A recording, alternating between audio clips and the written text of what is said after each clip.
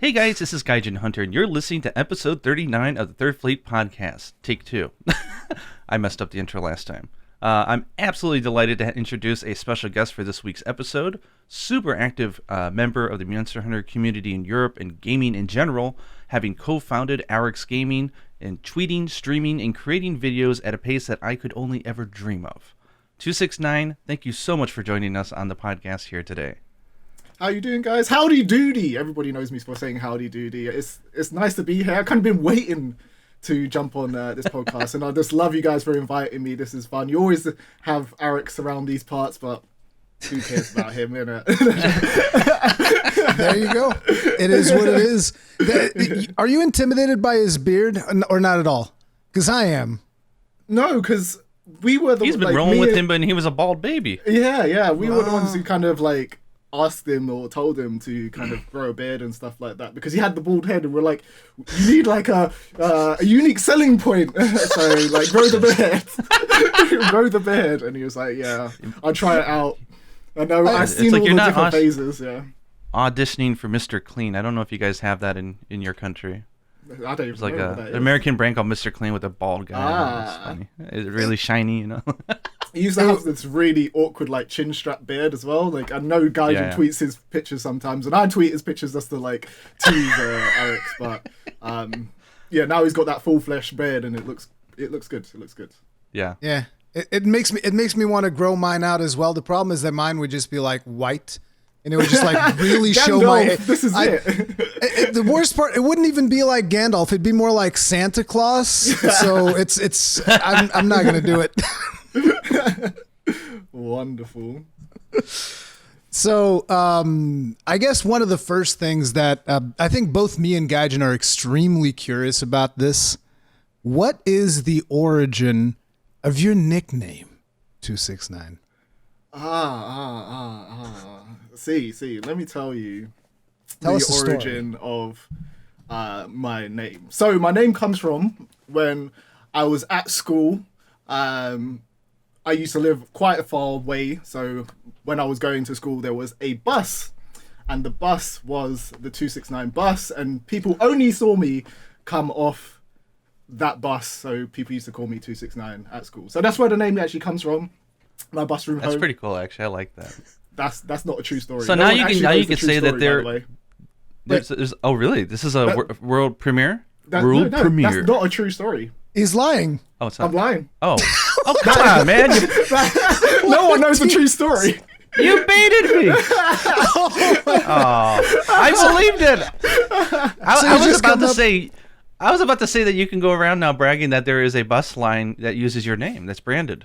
The funniest thing is there is actually a bus line near my house that is the 269 bus line. So people actually believed it. Wow. Every time on stream every time that I was streaming, I used to come up with a different story, and it became an in-joke. And today I'm carrying that on. It's been brought to your podcast. I know what it is. You just don't want to tell us the actual story because it's probably your PIN number to your credit card or something. No, imagine all the money's gone now.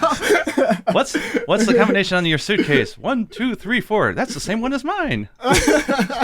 Spaceballs reference. If you guys remember that awesome movie. That movie was awesome. Okay, well the mystery remains, and I feel completely gullible. One day I believed will everything tell. coming out of your mouth, and now I can't. One day I will tell like the true story of how the origin came down, and I'll make sure that it's on you guys' podcast so that you can get the full exclusive. We get the scoop. We get the scoop right here on the Third Fleet podcast. That's good stuff. So you guys been playing. Oh, sorry. So I was going to ask, because I don't think people know this as much, but you are dare I say, the brains behind Arix. The brains. I find this story fascinating, so I would love you to give a little bit of background. But I know that you and Alex actually went to college together, and were mates, right? Same college, and then you guys worked for the same company. Then you came up with the idea of doing a YouTube channel, and I'm really curious how you came up with that, because congratulations. It's you've got to update your LinkedIn. You're still saying this. You sport a wonderful 200,000 subscribers. You're 1 million off. But Yeah, let us know about that. It's because I love what you guys do, by the way. So originally we were obviously working in the games. I know. Let's go back to actually the beginning. So me and Alex met like day one of university, just happenstancely as well. So we became really good friends. Like he forgot his like timetable, so we didn't know where we were actually going, and we both had like forgot it. So we ended up meeting that day, and I was like, wow, I just literally asked the encounter. person, and the person behind me, I was like, do you know where we're meant to be or where we're meant to be going? He's like, yeah, I'm going here. I'm on the same course as you. We're doing like computer science. And I was like, oh, what? I'm like really looking forward to this. I can't wait to learn how to like program. And then from there we kind of really hit it off, and we had to take the same train home and all of that stuff. So it was like The 629, really you know, taking that to school. yeah. And then after university and going through that, which was actually like some really like mental course, kind of really forged us, and we met so many different people there, and it was a great time. But I ended up getting a job at Microsoft, and we ended up working on like Forza, and I was like, oh, they've got jobs there for Alex as well. So I ended up bringing Alex in and getting him recruited. Nice. We worked there for like ages. Well, not that long actually, like 3 to 4. What was it, like 4 years, I think. And over that time, we just learned a bit more about the games industry. I feel like a load of people don't have this insight into how the games industry works and how the machine works. It's like crazy that any game gets made in general. Oh yeah, yeah. It's a miracle, and if any software that actually runs it's literally hanging on by a thread. It's a miracle. Yeah, just patch it, guys. I'm like, it's not that easy. Yeah, they've improved the way that like cert works now, and cert was like a big part of like the hold ups and stuff like that. But cert used to be, if you don't know what cert is, it's basically the process of getting a patch through to the consoles and being deployed out into the public. But that used to be like a 2 to 3 week like process. So every patch used to have to go through that. When it came to like first parties with PC, it was kind of different. But now they've changed it so that you can basically do that instantly. But yeah, learning all of that stuff was just a great insight. And while we're at Microsoft, we used to work with a lot of influencers on stuff, and we used to get access to this like lovely games library. We used to get the games early, and we're like, if we're not paying for the games and people want to see these games early, let's make a YouTube channel around this and kind of really bring our knowledge of like how much break embargoes. Yeah. Let's just break embargoes. We didn't sign anything. We just had the games early. We didn't sign anything. But we don't break any embargoes now at Alex Gaming, because that is just like a horrible. Wait. Did you say now? What is it? You said we don't break any embargoes now. Well, technically, back in the day, technically we had access to the game while the reviewers had the access to their game. So we used to wait for them to put out their thing and know that it was okay, and then put out our stuff. But now we just fully follow it to like the T, maybe to a fault. Sometimes we're like, we don't want to upset people by putting out content like too early or putting out spoilers or whatever. But after we got access to that and we started building the channel, we kind of started off more of a casual way where we were just like, oh, we're just going to offload our knowledge. I think I was doing a bunch of like Saints Row videos, Devil May Cry, and Alex was doing like Monster Hunter and stuff like that, because no one knew how to play Monster Hunter. You always used to ask me to play Monster Hunter, and I was like, I don't even know what's going on here. Like, can you please explain it to me? If I want to know, then other people are going to really want to know this stuff. So that's where like the inception of the channel came from, basically. It's interesting. You guys have a heck of a success story, though. I mean, like, you guys are like, I don't know where you are in the ranking, but you're number one in my book when it comes to European-based game channels. You guys do a lot of work. It's interesting because the first time that I saw the channel, it was a long time ago. And the reason I ran into it was because there was Destiny content on it. And I just thought, oh, this is just a Destiny channel. and then when I started noticing, wait a minute, they're posting Monster Hunter. What's this? What is going on? That's the thing about us in general. We play so many different games, and people think that we're not being authentic because we play so many games. They're like, where do you get this like time from and stuff like that? But like, if we see a game, we're super excited about it, and it doesn't always end up being that way, right? So we've been hurt by this. Like games like Anthem, super excited for that. Everybody was excited for that, but we get roasted because we made videos on it. Listen, I got roasted for Anthem as well, and let me say it here again. Yeah, Anthem's gameplay was friggin' awesome. It was awesome. Like I don't care what anybody says. It was awesome. The problem was everything else around the game, and even just their design directions were completely atrocious. I mean, what's the best thing about Anthem? Flying. What's the first thing we're going to do on the first instance that we put in the game? We're going to take flying away. This is like, what? Why are you so dumb? What are you thinking? Yeah. And we've had that happen like a number of different times with like different games, but then it's also worked out for a bunch of games. But like, we were excited for Cyberpunk. Everyone got scammed by like Cyberpunk. We were excited for Godfall. Everybody got scammed by Godfall as well. It's like all these games come out, but then there's been like Destiny's come out, and we kind of really were excited about that. And even though not everybody's super excited about Destiny, that community was huge at the time, so we grew off of that. And for Monster Hunter World, we grew off of that. There's been so many games that we've been excited for. We've gone absolutely ham on, and it's just kind of really worked out. And the same's kind of really happened for us on our side channels, for like Me in Paradise on Monster Hunter Stories 2. That was kind of, I know that you guys really liked Stories 1, as with Gaijin in particular. Gaijin really did. Stories 1. I barely played it. But like for me, I was looking forward to the game based on the trailers, but I didn't know why people liked it so much, and it had like this niche audience. But now that I've really played it, I fell in love with it, and we've grown off of it, and we were putting out like 3 videos a day, and just like the fuel and the fire was there to do that. And you really need to enjoy a game to be able to do that, because there's no way that I could put out a video on a game if I didn't enjoy it. There's certain times when I'm just like, I don't even want to wake up to make a video on a game if I know that it's like rubbish or whatever. What it's one of the great things, right? Like the whole idea of like YouTube, like you're not working for a station that's like, okay, you've got to review this. It's like, I don't want to do this. Exactly, it's like, if I don't want to make a video about it, I ain't gonna make a video about it. So I'm actually curious, were you into like Pokemon or something like that, just out of curiosity, or not at all? Look, I'm so scared to talk about Pokemon. Every time I bring out Pokemon, everyone thinks that I like hate Pokemon, but I love Pokemon, but I don't like the Pokemon games. Like the only Pokemon games that I really liked were Red and Blue, when I really initially played them and had my first exposure to them. But all the Pokemon games since then, even though Monster Hunter is very sameish and similar, for Pokemon, I can't really get into it for some reason. Maybe it's like, I don't know what it is, but I just don't personally gel with the new Pokemon games. Like, I bought every single one as well. I literally buy every single one to try it, and I don't like it.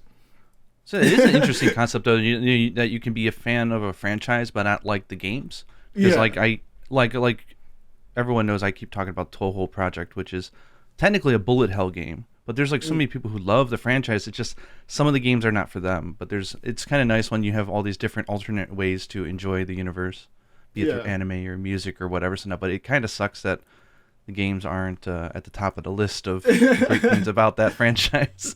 Yeah, so it's like, for instance, Rurikhan's gonna find this one weird. Like, I love Final Fantasy, but I hate Final Fantasy 14. Like, I tried to play that game, but every time I try to dip into it, I don't like it. It's a good game.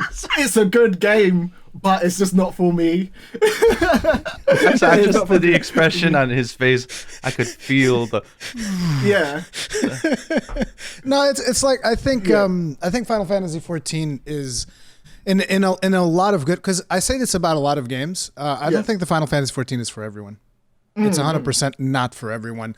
And the thing about Final Fantasy 14 is that it requires a significant time investment before you actually see the payoff. So like a lot of people start Final Fantasy 14, they go to Realm Reborn, which is the first big zone the first expansion that you go through. It's not an expansion to the base game, but whatever. It's like the first story arc that you experience. And that story arc is all about planting seeds. And it's like when you go to a garden and you plant the seed, it's not exciting. You put the seed in the ground, you water it, and then you wait. But it's exciting when the seed starts sprouting, and that only happens in the first expansion. So that's the thing. Like, there's a payoff for a lot of that, but a lot of people are just not going to be able to see that payoff because they get bored before they get there. And I understand that. And like I said, I think it's good that certain games, you know, if you're trying to make a game that's all about the mass appeal, I got to appeal to literally everyone, it's not necessarily a good thing. Yeah, I think having niche experiences is a good thing. But I meant to ask you, because you were first of all, I wanted to do one comment. It kind of got lost. You talked about Godfall and how Godfall burned so many people out. Yeah. I'm of the opinion that, listen, Godfall is a pretty good $20 game. Okay, if you can get it for $20, it's pretty good. But like for 70 or whatever the hell they were asking when that came out, no, don't do that. But like for $20, you're gonna have a good time. But the other thing that I wanted to ask is, like, you were saying that you guys started with Monster Hunter. Which one was the first Monster Hunter that you played? The very first one. Freedom Unite. So Alex had us go down to these like little gathering hall things. Like, they had physical London like gathering halls that you could like really go to and participate, and I was like, I'm not gonna go down there with these nerds. But Alex was like, I was like, goddamn nerds. yeah. So we used to go there like after university and just sit down there and chill out, and they had like free drinks, and it was like a really amazing place and kind of really let me give Monster Hunter a chance, because at that point it was super niche, even more niche than it was before. Like what was like Freedom, or no, not Freedom. Yeah, Try was Try. That started breaking in, yeah. Yeah, so we went down there and I was really experiencing it and going through, and I fell in love with a bow at that point, and I was like, oh cool, I've really found a weapon that I really like. And the way that Monster Hunter was back in the day, it was a lot more methodical and kind of really more considerate about how the hunter was, and every move was more precise, so I really like that. But now it's moved to a spicy kind of more anime action. I feel like that's more me. Yeah. But I think game genre. Yeah. I think it's very funny that you started playing Monster Hunter with Freedom Unite, and then we obviously had the world boom.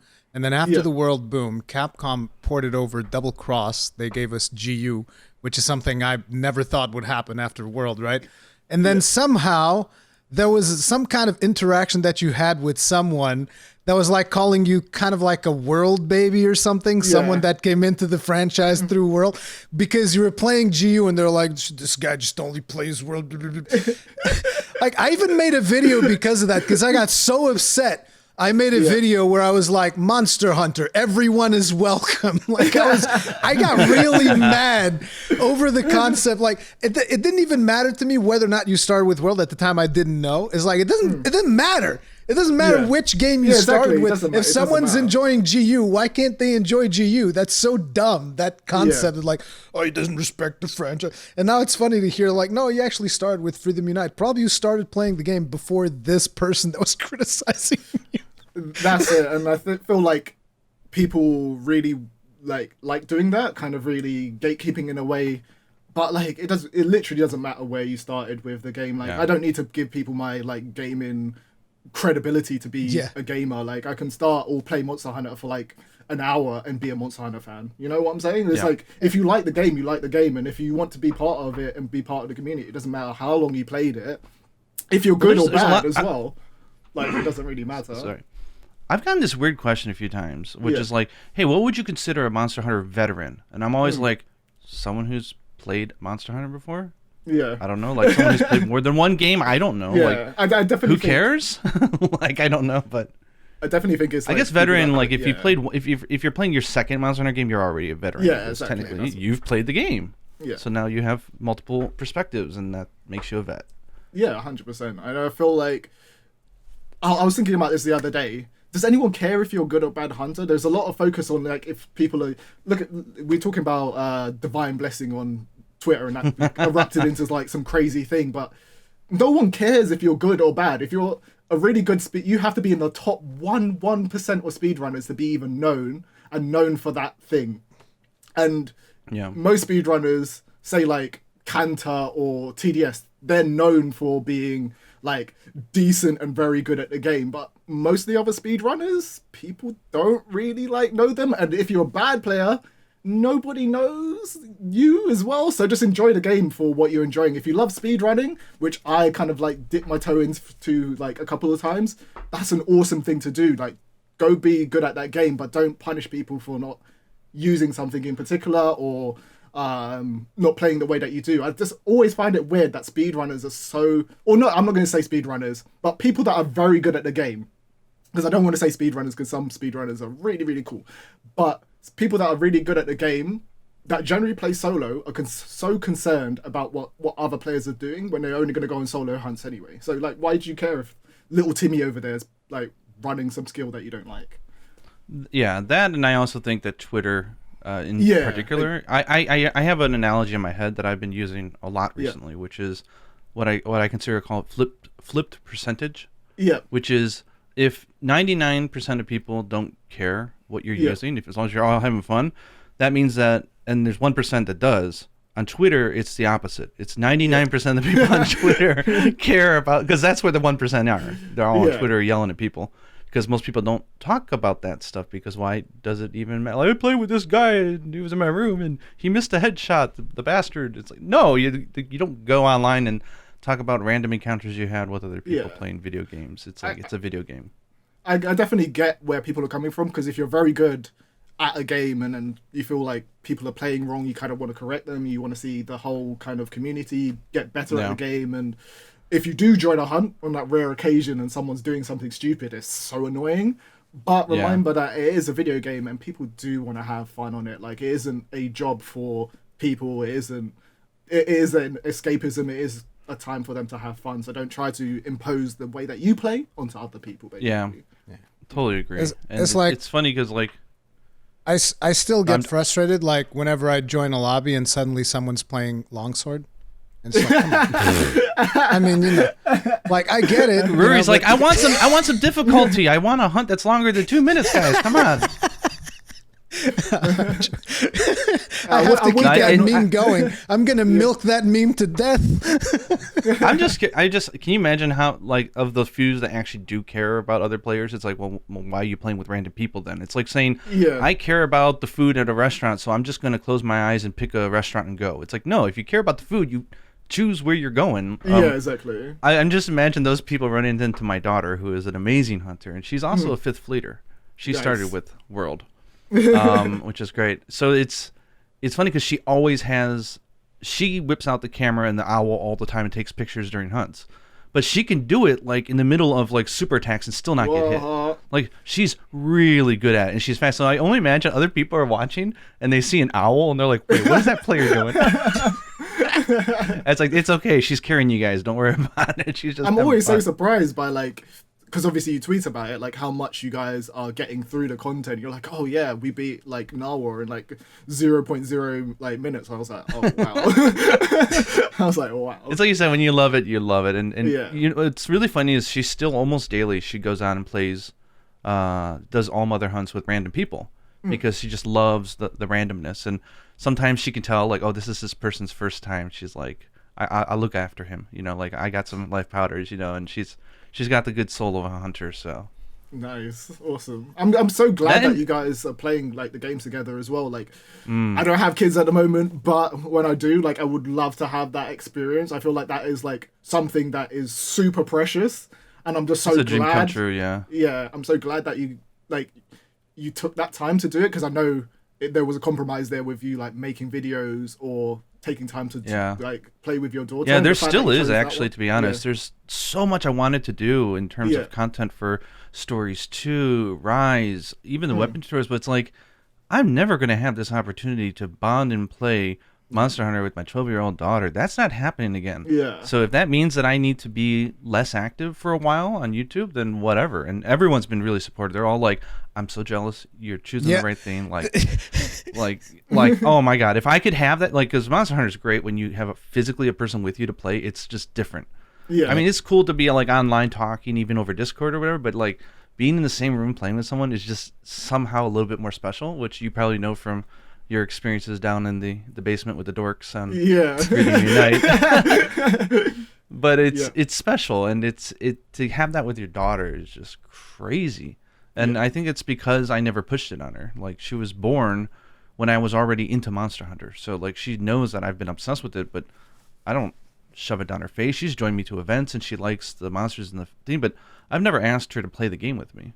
I try as a father to make I expose her to a lot of stuff, but I don't push her in any direction. I want her to feel like if she chooses to do it, it's because she chose to do it. If she doesn't like it, she doesn't like it. So, you know, my job is just exposure man, and then we'll see what catches on. And it just so happens she's hooked. Nice. I see you guys putting in the real grinding hours as well. Like, I see you tweeting about it in the morning, and then like at like your nighttime in Japan, I'm just like, how long were you guys playing this game for? Well, like we just had summer break, right? And I spent summer break the most unhealthy lifestyle you can imagine. Like we're up until 5 a.m. sometimes playing games. Like we're just like every day, just like all, you know, crazy. But it's like that's a special time in your life. You got to do that, you know. So we just the hell with sleep. We just keep playing.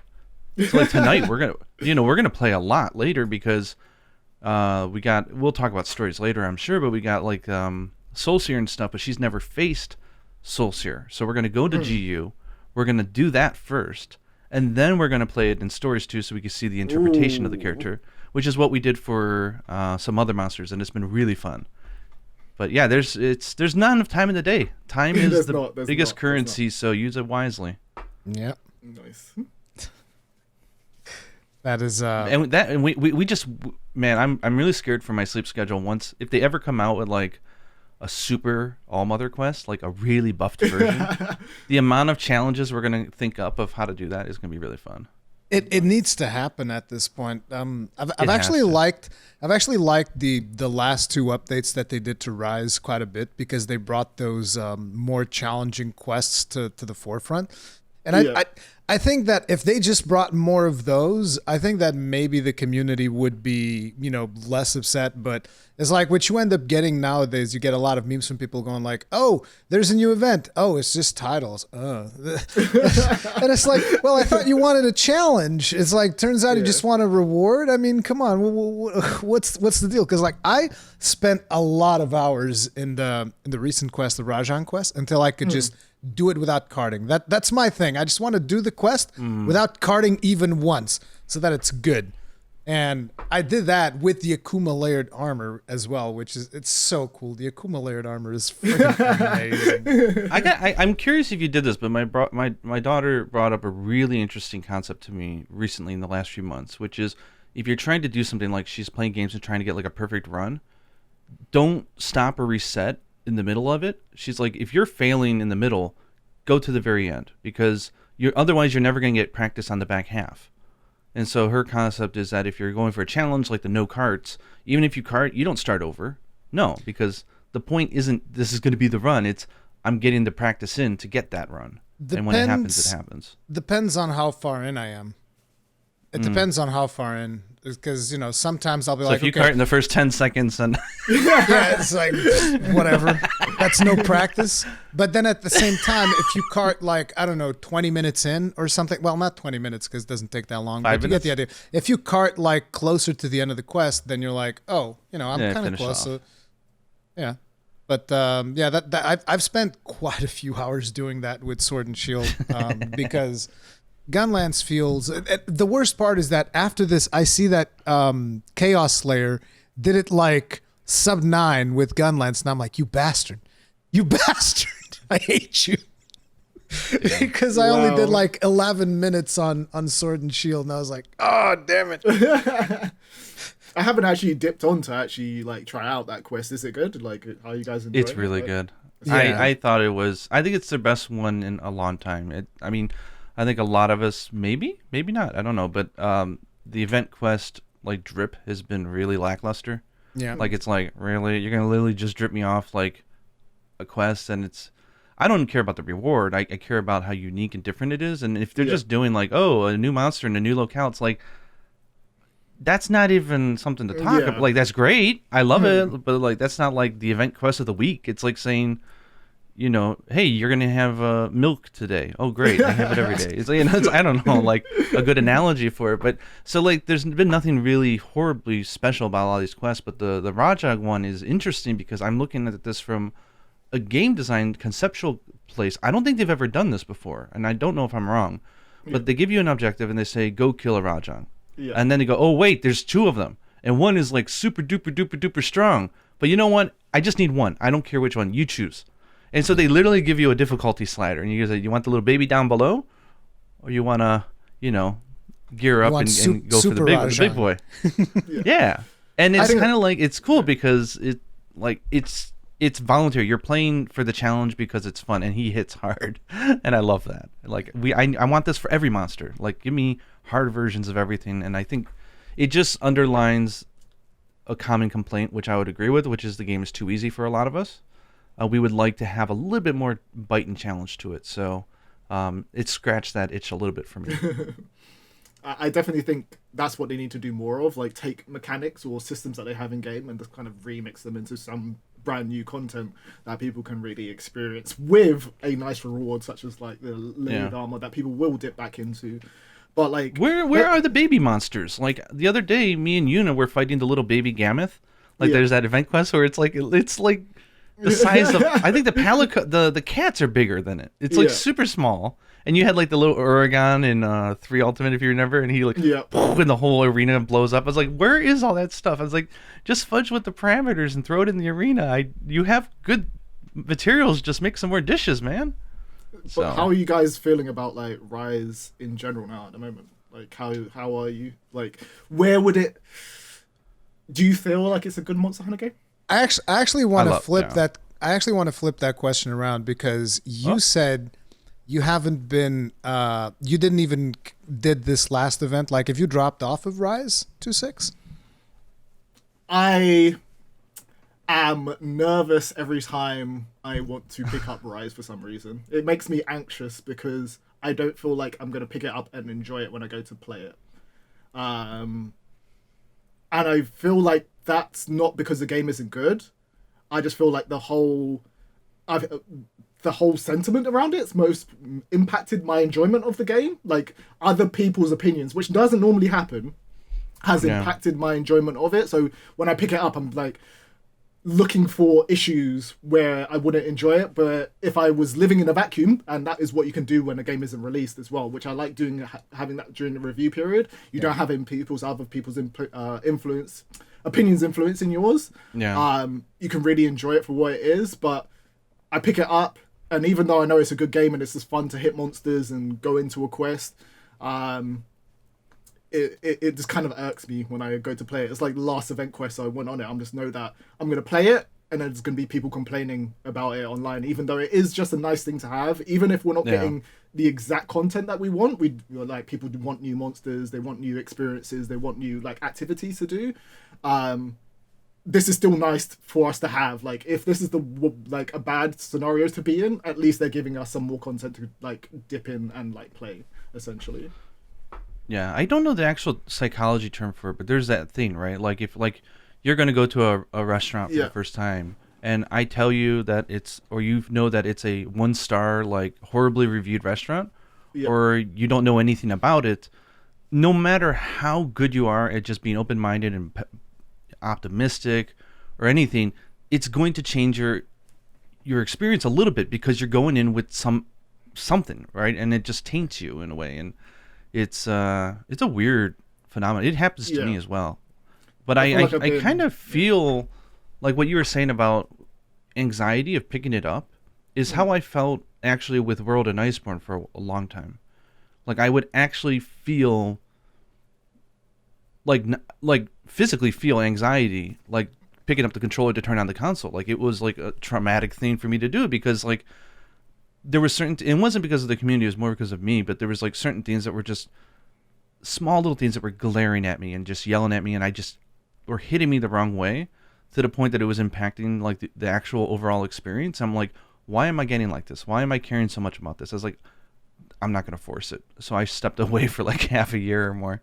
And I ended up coming back and falling in love all over again, which was great. But it's like, it's just a sucky feeling, right? To have to feel not excited to pick up the controller to play. Yeah, Monster Hunter is something that we all like really love. And when you're not enjoying it, you don't need to play it as well. So that's my option, was to kind of walk away. I'm sure I'll pick up Rise like when the like expansion comes out and stuff like Oh, that. yeah. But for now, I don't feel like I need to play it, and I don't feel like I should play it. So I'm gonna play stories and enjoy that. I'm gonna play my other games and enjoy that. I don't need to. I'm not gonna make videos on it like all the time, like to just grind it out and stuff. But yeah, if there's something Like, that I'll give you I'll do it. to answer your question though. Like from my end, and this might surprise some people. In my mind, I consider the party's over for me already with Rise. One, I played it for 750 hours, which is ridiculous. I've never played a base game more than 300 hours ever. It's just how I usually save that energy for the ultimate release, you know, because that's where it gets really fun, and crazy with volume and stuff. But like we still play it every now and then, like, you know, 3 times a week we'll pick it up, we'll do a few quests just for fun.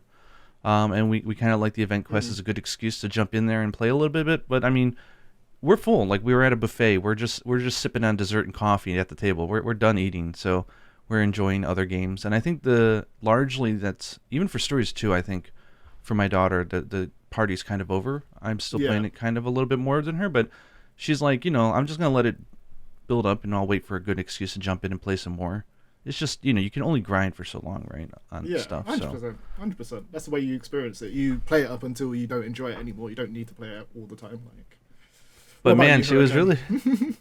It was so funny though that she was playing the other night. Yeah. She was playing Rise. I wasn't. She just picked up and just playing while I was cooking dinner, and we're coming off of GU, so like, she's like, I could play this with my eyes shut. she's like, this game is so nice to me. It gives me everything. I'm like, it's so funny coming from GU. It's like getting a little bit arrogant there. It's just like, this game, I beat this, no problem. Yeah. I actually feel like I'm extremely lucky because like I don't feel those things about, you know, the whole. I know that there's a community sentiment around Rise and all that. I don't feel guilty. I don't feel anxious. Like if I feel like playing, I pick it up and I play. Like I said, I played like, I don't know, 3-4 hours, whatever, of the last event so that I could grind out the hunt that I was happy with. And I enjoyed myself. And I think that from a design standpoint, like we were talking about, I think it's really cool that they did it in a way that is like, listen, if you're someone who is a player that just wants the reward, you just go and you kill the easy Rajang. And Rajang is like super easy in Rise to begin with. He's not challenging the baby is at all. So you just beat him up, no problem. I think that one has maybe a little bit more health than the usual Rajangs, but he's still like super easy to kill, so it's whatever. But to me, when I got there, and I got to that quest after seeing your tweets, Gaijin, because I didn't know this when the event came out, but I saw the tweets and it's like, Gaijin's talking about a super Rajang? What the hell is going on? So I climb up the mountain and I see him sleeping there. And I'm like, okay, let's see how hard he hits. Bam! Cart. And I was no. Okay. That's how hard he hits. All right. In that case, I basically I made myself this challenge was you don't get the Akuma layered armor unless you get to kill this Rajang. That's how it works. So you know, this is where my daughter again is finding my weak spots and she's pushing me. I told her about the quest. I said, well, why don't we start with the smaller Rajang first and then we'll go and we'll do the hard one. She's like, there's no glory. Yeah, she told me, I love uninstall it. the game. I love it. I love it. She's like, you don't deserve to. No. She's like, what happened to you? She's like, are you insane? She's like, you are not fighting the baby Rajang until you pass the big boy. Exactly. She's like, and she said she was disappointed in me, and she's like, I don't even care if you were joking. I'm disappointed. I'm like, damn. So that stung. I love you, dude. I love it. I love it. I am proud to say we finished it on our first attempt. So nice. We did pretty good. Damn. Uninstall the game. I love it. That was like 10 out of 10. You used to get that a lot in Blizzard games back in the day, or like whenever you did something wrong, or no, it wasn't Blizzard. It was League of Legends. Yeah. Exactly. It was like you'd be in League of Legends and like you'd make one fumble and they'd be like, dude, just uninstall, just get out, delete your account. Exactly. It's so brutally savage. Did you? Used but to we're play also savage to each other. It's. I used to play everything, League of Legends and everything. Katarina main in like League of Legends. That was my Katarina. That was that's the knife one, right? Yeah, the dual blades and teleports. Yeah. No, I was a support main. I played Leona. So basically, what you're telling me is that you can't play. No, it was. You want to know? Listen, you want to know why I stopped playing League of Legends? So you know how everybody is obsessed with last hitting in that game. Yeah. So Gaijin, in case you don't know what last hitting is, because I know you don't play MOBAs, right? It's like you have these minions that are coming down a lane, and whoever gets the last hit on the minions gets additional golden experience. So there's a character in there, which is the AD carry, because they deal the most damage to the whole team, or at least they should. And their whole thing is they got to last hit as much as possible so that their character kind of snowballs and becomes super powerful later in game, right? So AD carries would be obsessed with getting last hits. But if you kill an enemy player, that's way more experience and way more gold. So as Leona, me playing a support, I get to focus on harassing the enemy players. So I set up the perfect kill for my AD carry. I beat the crap out of this guy. Dude's like literally 1 millimeter away from dying. And as a good support, I don't kill him. And I look around, I'm like, where's my AD carry? He was just here not even like a second ago. My AD carry's like back at the tower, last hitting, and I'm just like, dude, I quit. At that moment, I'm done. I'm never playing this game again. This is dumb. Like I quit. Well, definitely that's a competitive element, right? And that's I don't play competitive games. I never really got into. I mean, I played like Mortal Kombat 2 as a kid in the arcade and stuff, but it was more like I just wanted to do a fatality. I didn't care about the competitive nature of it, you know. But I just never really got into competitive games. So it's fascinating for me to listen to. Yeah, you and Alex are definitely the same. You literally, I don't understand how people can't be competitive. Like playing competitive games is like super fun. Like just beating someone, or like the mechanics of learning how to beat someone that you couldn't traditionally beat, and just having that victory. I feel like it adds a lot of replayability to games. But when I'm talking to Alex, I'm hearing the same exact things that you're saying, where it's just like I don't necessarily enjoy like that. We're just PvE, yeah, PE boys, I guess. You know, it's like what? I think when it comes to those competitive games, one of the most satisfying ones has to be Smash. Because you literally beat the other guy out of the stage. It's like, get the hell out of here. Or you dunk him down the stage. The dunk is the worst. Whenever you dunk someone, dude, I can't play Smash to save my life though. Like I'll try hard and whatnot, but I can't play it to save my life. But whenever I see the really good dunks from good players, like actually dunking someone down the stage, it's so disgusting. It feels so good. I'm so glad that they've added Sephiroth to like Smash Brothers, and that's now my main for Smash Brothers. So he's got this like the same, I don't know, spoilers for Final Fantasy VII, but the same plunge that he does on Aerith in Final Fantasy VII in the story is his Meteor Smash move. Nice. So for the dunk, you basically do that to players, and it's like the dirtiest thing. Like you just destroy someone with that, and it's crazy. It's so toxic. And I love doing it. That is good stuff indeed. So what would you consider to be your main weapon nowadays? And I know I'm going to be disappointed, but go ahead.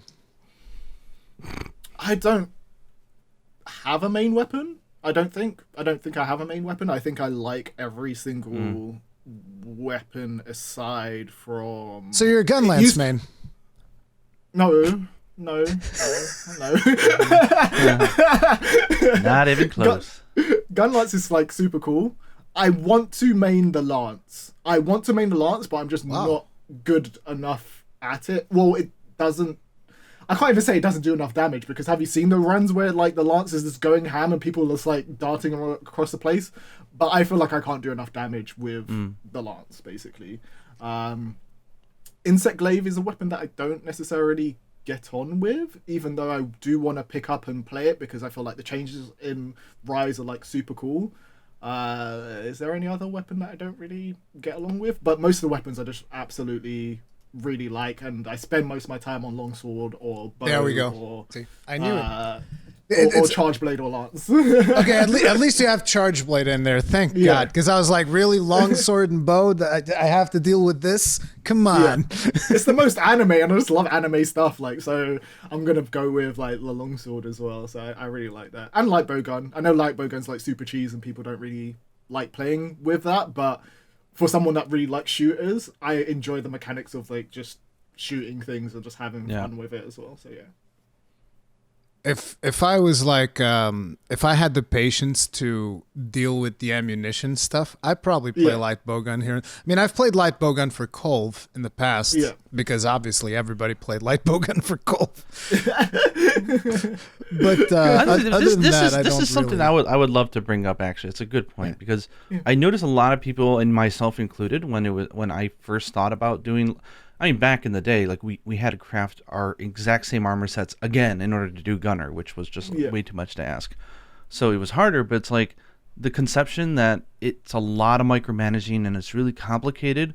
I will say for the vast majority, and maybe vast is an overstatement, I don't know, but for a lot of people, myself included, you're only ever using like 2 shots with the bowgun generally in most hunts. It's actually not that bad. And I would say that if someone's looking at it and it's like, oh my god, there's a lot there, I can't digest it. It's like a bow gun might have like 20 ammo, only 2 of it's really what you're going to be using. So it's like, don't let that be a deterrent to try to get into bow gunning. Because you can pick up the Narga light bow gun and Rise and only care about Pierce 2 and you're golden. You don't need to care about anything else. Just Pierce 2 and just have a little shortcut that makes more Pierce 2. You're good. You're good. And you go and you kill stuff, and it's very. It's actually. I find it less maintenance than the other weapons. A lot less maintenance. Especially because you're not worrying about gauges, you're not worrying about levels or whiffing something. It's like, I just go pew, pew, pew, pew, pew, pew. It's consistent. Yeah. I definitely feel like people have a bad experience with like the gunner weapons because they try to do it during like the campaign or like story missions basically, and you don't necessarily have access to money or the resources to really build the best guns that you want. Yeah, they get better at the end of the game. Yeah, exactly. But did you try though, like going through Rise? If you're interested, if someone's like just starting Rise now, there is actually a light bowgun that works really well for story, which is, believe it or not, it's why is the name? I got the wrong monster name in my head. No, he's teased us, but he hasn't dropped the info. The problem is a really good one, but I'm not going to tell you. No. Okay, the Great Izuchi. I'm gonna make a video about it. It's coming later. Okay. Great Izuchi. For some reason, orange came in my mind, and I was about to say Kechawacha because your background reminds me of the ancient ruins, and I'm like, but it's not Kechawacha. I'm like, Great Izuchi. It's like one of the beginner things you can fight in the game, and its bowgun is the light bowgun is amazing. The Pierce 1, so good, and you can use that all the way through high rank. It's like totally. It's the first time I've ever. Yeah, it's very hard to find a bow or bowgun early in the game without lots of restrictions because it opens up so much at the end. It's interesting how you guys were saying that, oh man, the bowguns, they get way better by the end of the game. And I'm just thinking to myself, wow, that's the exact opposite of the gun lance. Gun lance, diminishing returns, baby. The further you get into the game, the worse it gets. By the end, it gets so bad you don't even want to play it anymore. Oh man! I love your passion for the gun lance, though. To stick with a weapon that you don't necessarily feel is performing as well as the other takes tenacity and grit. Yeah. And I think that's like a really cool thing. And the gun lance in general is just a really cool weapon. I wish they had a base for most of the weapons doing similar damage across the board, so that people didn't feel that way, that they like were missing out on anything, essentially. But how far behind do you feel like the gun lance is in terms of like damage output? Let's put it like that. The previous event quest, which was Apex Mizutsune and Apex Zenogre, I was trying to get a run-in with no carts. And what ended up happening was at one point I was just so frustrated that I was like, you know what? I'm going to go in with longsword. And I beat it with no carts first try. Playing like complete ass. Like I wasn't doing counters. I wasn't doing yai slashes. Anything that Zenogre did hit me. And I was like, whatever. Guess what? I can still do damage. I can still do Helmbreaker. And I can... See, that's the difference. It's like with the longsword, even with me playing bad, I could at least deal damage to the monster, so it was fine. But with gun lance, it required a lot more out of me because it didn't deal damage. That's the thing. It sounds like you had a lot more fun on the longsword than you had on the gun. No, I didn't. It was not fun. I had a terrible time. There's video proof of that. It's just like me getting slapped around all over the place. But the thing was, every time I turned around to slap the monster back, like the monster's like, oh, damn, that hurt. It's not like, and with the gun lens, it definitely didn't feel like that. It felt terrible. Nice. So, World was definitely one of those that I think everybody spent more time playing. I think that was the time where I became like, that was the first time that I've seen your channel even was during the World beta and stuff like that. Cause I think you guys even had earlier access than a lot of us to the beta. So how do you feel about World? Like, cause that one was like a big departure. I call it the biggest evolutionary step in the franchise. How did you feel about that? I think to talk about World and how I feel about it, we have to talk about Monster Hunter in general. Yeah. For me personally, because like I was talking about earlier, I feel like Monster Hunter's moved so far away from what it used to be and its methodical like nature and like really being punishing. But World was in a step in a direction that I feel I like about Monster Hunter. So I like the methodical side, but I feel like they're two different games. Like Monster Hunter's now like, to me in my mind, like two different games. It was like old school Monster Hunter and new school Monster Hunter, and they tried to do it with Rise, go back to the old style, but it just didn't. It wasn't enough to appease like the old audience or people that played like the old Monster Hunter games, because they've still got all these like silk bug moves in there that you wouldn't necessarily have. You've got like so many options if the monster's going to hit you. In old school Monster Hunter games, you used to just be like basically roll and attack. Now you have counters. You've got Silkbind to get out there. You've got 50 skills on your hunter to kind of get around all of this stuff. You've got it's a lot less punishing, and that's where the ease comes from in terms of playing. But for me, that's more of an enjoyable experience. Like I like playing that because I like hunting the monsters and not necessarily having to think about every single precise like roll or dodge or whatever, and I like the fluidity and like it being, I'm not gonna say this, less clunky. Can I say that? Was the old school Monster Hunters like more clunky than these ones? It actually I find it really fascinating though that you're saying, because I agree that there's two different types of Monster Hunter for sure. Like there's the hunting genre and then there's the action game. Yeah. But I want to jump in a little bit and get your thoughts on this one. Like I felt that Rise was like, you had Monster Hunter, right? Like the clunky Monster Hunter, which we love. And then World started funneling it more into a larger scale world, but like the mechanically it started feeling more like an action game for me. And I feel that Rise didn't try to go back to the past games. I feel like it took World and ran with it. Like it just went to the hills. It said, it's like, okay, let's take this aspect of World and let's put it on steroids and let's see what happens. As I thought, because I thought you said that Rise was going back to the old style, but no, they tried to go back with like a mix of like, the environment being like simpler, numbered and zones and simpler, and the world and stuff. So the I see what you mean. Everything surrounding Rise is there, but the core mechanics are just basically copy and pasted from World, but boosted to an anime scale. Again. I always thought of the World and stuff as more of less of an intentional game design and more of a consequence of being on Switch. Because they actually said that when they started developing the game, they actually were going to have loading zones still, which is really hilarious when you think about it, because it's like I said, the mechanics went totally away from the old games and went towards like, okay, I would, correct me if you don't agree, but I would almost say it's going in like Devil May Cry direction at this point. Exactly. 100%. It's what it feels like, which is fun, but it's a different flavor of ice cream. It's not what we're used to eating, and it's different. And there's some mixed feelings, right, about which flavor you prefer and how to tweak the recipe, so to say. But I think, at least in my head, I like the fact that they take the portable series and they usually use those as good experiment beds, I think, to try out some more crazy stuff, because there's always just this weight of a numbered title, so to say, like a main lot, like the main series, like World, like is Monster Hunter 5 or whatever you want to call it. Like there's almost like an extra amount of weight on their shoulders to say, okay, we're taking the learning from our Ultimate expansion, our portable game, its expansion, and now we're going to make a decision on what's the next era of Monster Hunter. What's the keyword? And quality of life and seamless maps was from 5th generation, so 6th generation, I don't know what they're going to do. I would love to get your thoughts on what you want them to do. But so you would say you prefer like the old games you liked a lot, and World kept enough of the old game formula that it felt like it was making it smoother, but still had enough in there. No, I prefer or the opposite. I prefer the new style. So I enjoyed the old style, but it just necessarily wasn't for me because I like fluidity and mobility in my games. I see.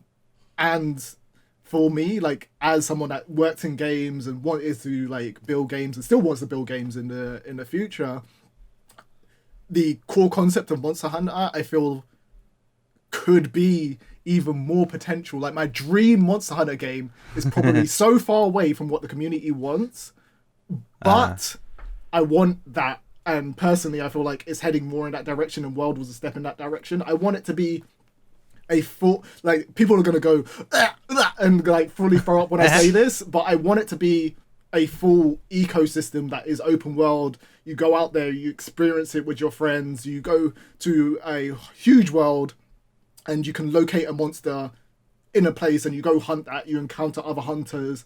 It kind of makes it feel like the Guild Legends film where they were going out and it was like a whole world, and that realizes that idea of it being like a broad scale thing. So Destiny Monster Hunter. Yes, and that's what people are going to throw up at. But please don't say that, so people hate me. But it's like odd on the Destiny, but I mean, but we've talked on this podcast as well, actually, about like the next Monster Hunter, and I think a lot of us come to. I think I don't know if you're. I think I was the same as you on this one. Like we were talking about like the potential for like Monster Hunter 6 or whatever it might be. I think taking the gameplay mechanics that they polished in Rise with an even more double down on the open world aspect that which they were hinting at with Monster Hunter World and Iceborne. To me, that's the perfect Monster Hunter. Combine the two. I think I love the old school Monster Hunter games as well. They're very arcadey feeling to me. Yeah. Which is also why I'm really hard on right now for Soul Sacrifice, because it's an arcade. It's like an arcade game, right? It's like, you know, going to it's clunky in a good way, in a grindy, fun, familiar way. But I would actually agree with you. Like that's where I want them to go with the franchises.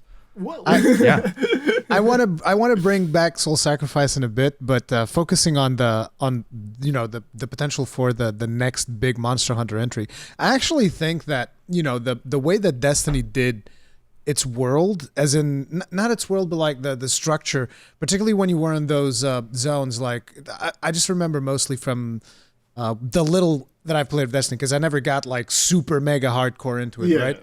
I got super mega hardcore at the beginning of Destiny 2. Like I did the raid and everything, and I had a blast. But the thing is, the way that they designed their world, when you have those open zones where you do patrols and stuff, and you just like randomly encounter other players that happen to be there, I think that would be cool for a Monster Hunter game. But there needs to be some kind of a balance, because you also don't want to be like, you know, you don't want to be in the open world of the game and suddenly you run into literally like 10 players, which you could do in Destiny. Like you don't want to run into 10 hunters, because then you're just going to Zerg a Rathalos down and it's going to be like, oh, okay. I guess Can you imagine though, if they had a thing like once you're 4 players, you disappear from the instance of the world. And then if you're traveling and there's like a team of 3 people who don't have a 4th, they'll actually appear in your world, and then you can go like, oh, they're in the forest, and you go up, you're like, so cool. Hey, can I join? And boom, all of a sudden you guys become like a group and you join the quest midway and stuff. That would be so sweet. But I mean, I hope they keep both though. I don't want to see portable Monster Hunter ever go away. Like I love it so, and I think from a technical standpoint, you can't compete with that type of concept. So I think if we could just have 2 well-defined flavors of Monster Hunter going forward, it means that we have to listen to bitching like every other year. Right? Like, one side's gonna be bitching about the other one will be bitching about this one, and no one will be. It's like, guys, just enjoy both or enjoy one of them. You don't have to love every game. It's fine. That would be the most ideal. That's the thing. It's like when you have a game like World and that is followed up with a game like Rise, and it's like they're 2 very good games in their own right, but at the same time they provide you with different experiences. Like World gave you the home console experience, which is something that we hadn't had since Monster Hunter DOS? Monster Hunter Tri-Ultimate, I think, was like the last console one, right? Tri-Ultimate. Even that, it takes it so far. I would say it's the first time we've ever had that type of like, and that's how I think they put the investment behind the incredible update schedule on that game, right? And, and it's like you have this console experience, and then people are like, okay, so the next Monster Hunter is Rise, and I think everybody just expected like the evolution of world. It's like it's on the Switch. I mean, come on, come on. It's like, it fits in your pocket, guys. Take the controllers off. It's that big. When we first saw it, I think most of us, not when we first saw it, because when we saw it, it already had like the one big map. But it's like initially when people were thinking about it, you know, whatever's going to come to the Switch, we still thought it was going to have the separate loading zones, and it would have been okay if it did. But it's like it's just two different experiences. And I think what people need to do moving forward is like, listen, if you didn't like Rise, right? If you generally played through Rise and you feel like whatever the 100 hours you got out of it, some people get 100, some people get 200, some people get 700, like Gaijin over here. You know? It's like, it depends on how much you like it, right? But it's like if through the 100 hours, which most people will probably have gotten out of it, it didn't gel with you, then here's what you got to do. You get Monster Hunter 6, but you don't get the Monster Hunter 6 Portable, which is whatever spin-off game. Yeah. Just don't get that one. Just don't even worry about it. Use it as an opportunity to play other games. Yeah, play something else. And but yeah, I mean, go ahead. Sorry, I didn't. Sorry, it's the servers are giving me this 1 second delay, and I'm hearing you finish the thought, and then you're talking. I really apologize. It's fine. We've already explained to people most of the times, like, look, there's delay. Gaijin's in Japan. I'm in Portugal. 2.6 is in the United Kingdom. It's like there's gonna be lag, guys. It is what it is. Yeah. Go ahead, Gaijin. And now I forget what I was gonna say.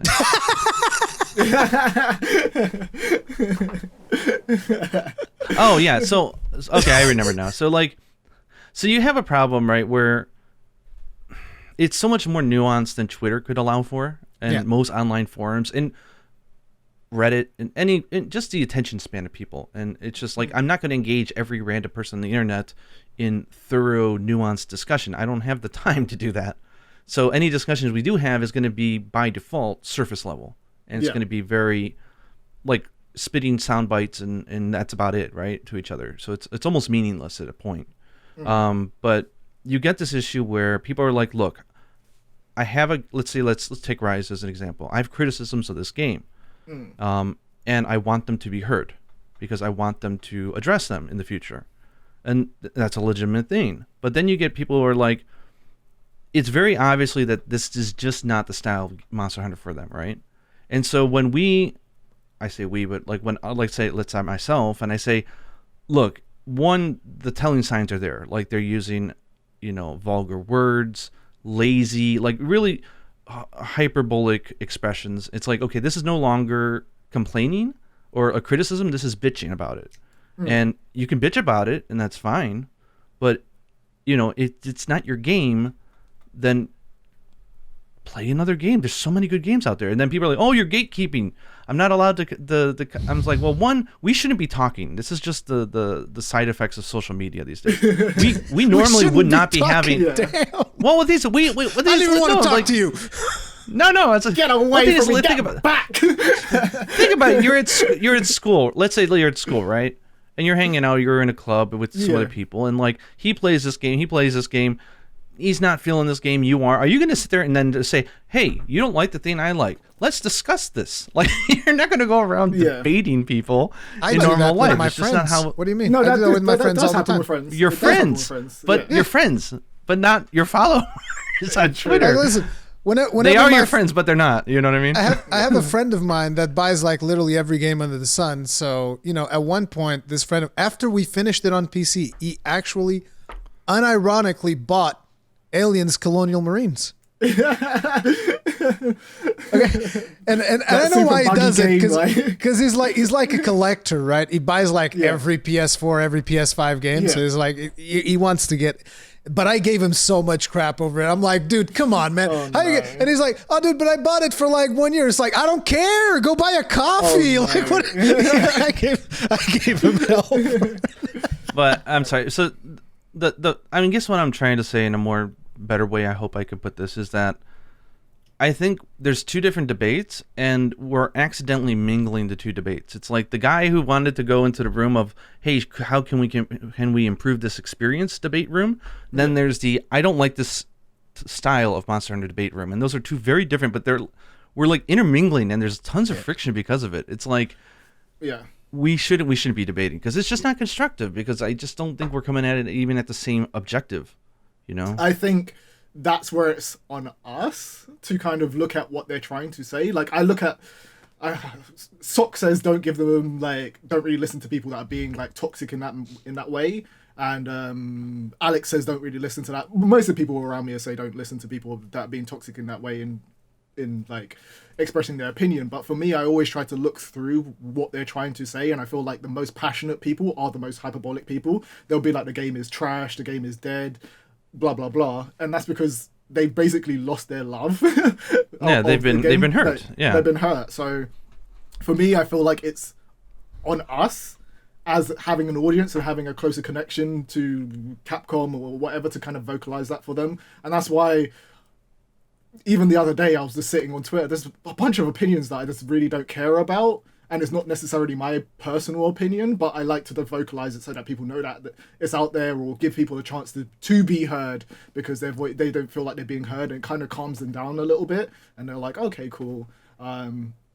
I get a lot of shit for being, what do they call me, overly positive or shill about the games that I enjoy. It's like, I don't like talking about the things I don't enjoy about the game because it's not fun for me. I'm a busy guy. When I go on Twitter, I want to talk about shit I like or shit I really don't like. People, I'm not discrediting the fact that people are having that conversation. People don't understand that you're being authentic to yourself. Like, literally, there are people out there that are positive people and just want to have fun and are nice people. You're not trying to be toxic or positively toxic. There's people that just enjoy the game for enjoying the game and like to see the positive aspects of a game. Don't try to impose your opinion onto them by saying that you don't like a particular aspect or it's bigger than it is. And I am guilty. I am self-aware to know that I'm guilty of looking at. I think I spend so much time on Twitter. It's bad. It's unhealthy. I think I look at my battery thing, and like iOS tells you your playtime of all your apps, so to say, for the week. It's like previous 10 days, your number one played app was Twitter, 40 hours. I'm like, it's something ridiculous usually, so it's unhealthy. So I'm not coming at this from a very good angle, but I'm guilty as well of I see this overwhelming wave of bashing and you it's just want to take personal offense because it's human nature to say shut up, but I just don't. I'm guilty I like constructive criticism, but I don't see a lot of it. It's just, and I think people, I guess, they feel that it's not loud enough, then they won't be heard. But sometimes it generates a really negative feeling that I think could lead to situations like you said, where when you go to play the game, you've got these weird little feelings that you shouldn't have that are just generated from, the community online. It's on whatever forum or wherever you interact with people. And it's just, I don't see the constructiveness of having people just, it's the same thing as a positive echo chamber, right? There's negative echo chambers as well.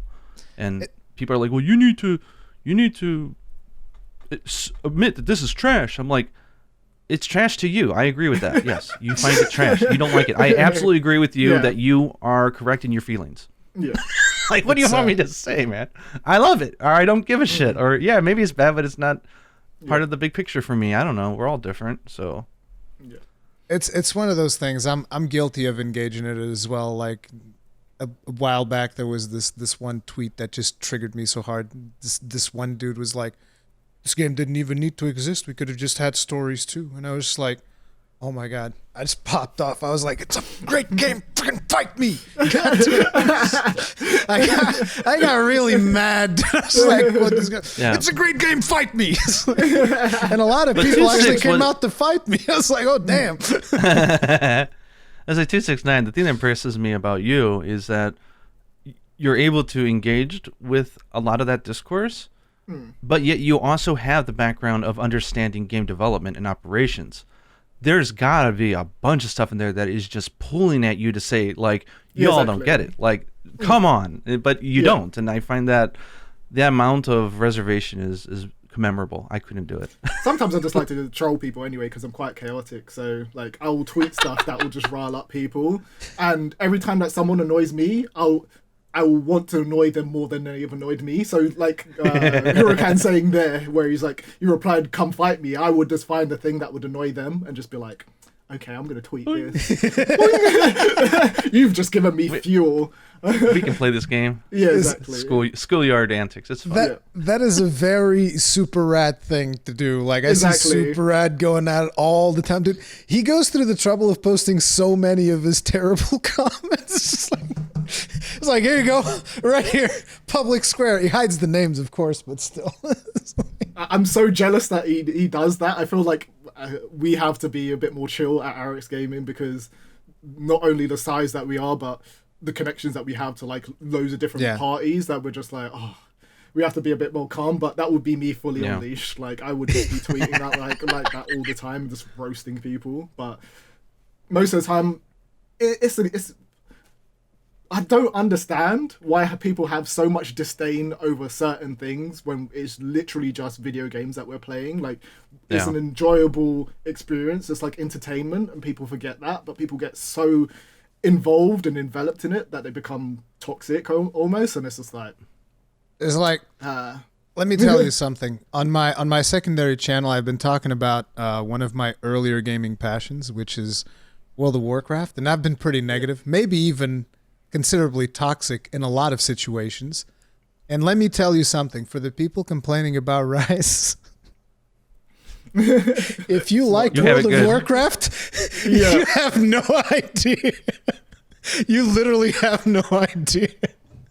It's like you have this beautiful gem on your hands, and the people playing WoW have like this giant smelly turd. They're just like holding it, trying to do something with it. It's mad. It's mad. It's like playing Call of Duty and all of those games back in the day and being on Xbox Live or any other game basically that's outside the Monster Hunter realm, and it's a competitive game. It is super toxic. So people don't know what toxic is in Monster Hunter at the moment. So yeah. So I've got a fun thought exercise. This is going to be a challenge to both you and Rurikhan. Yeah.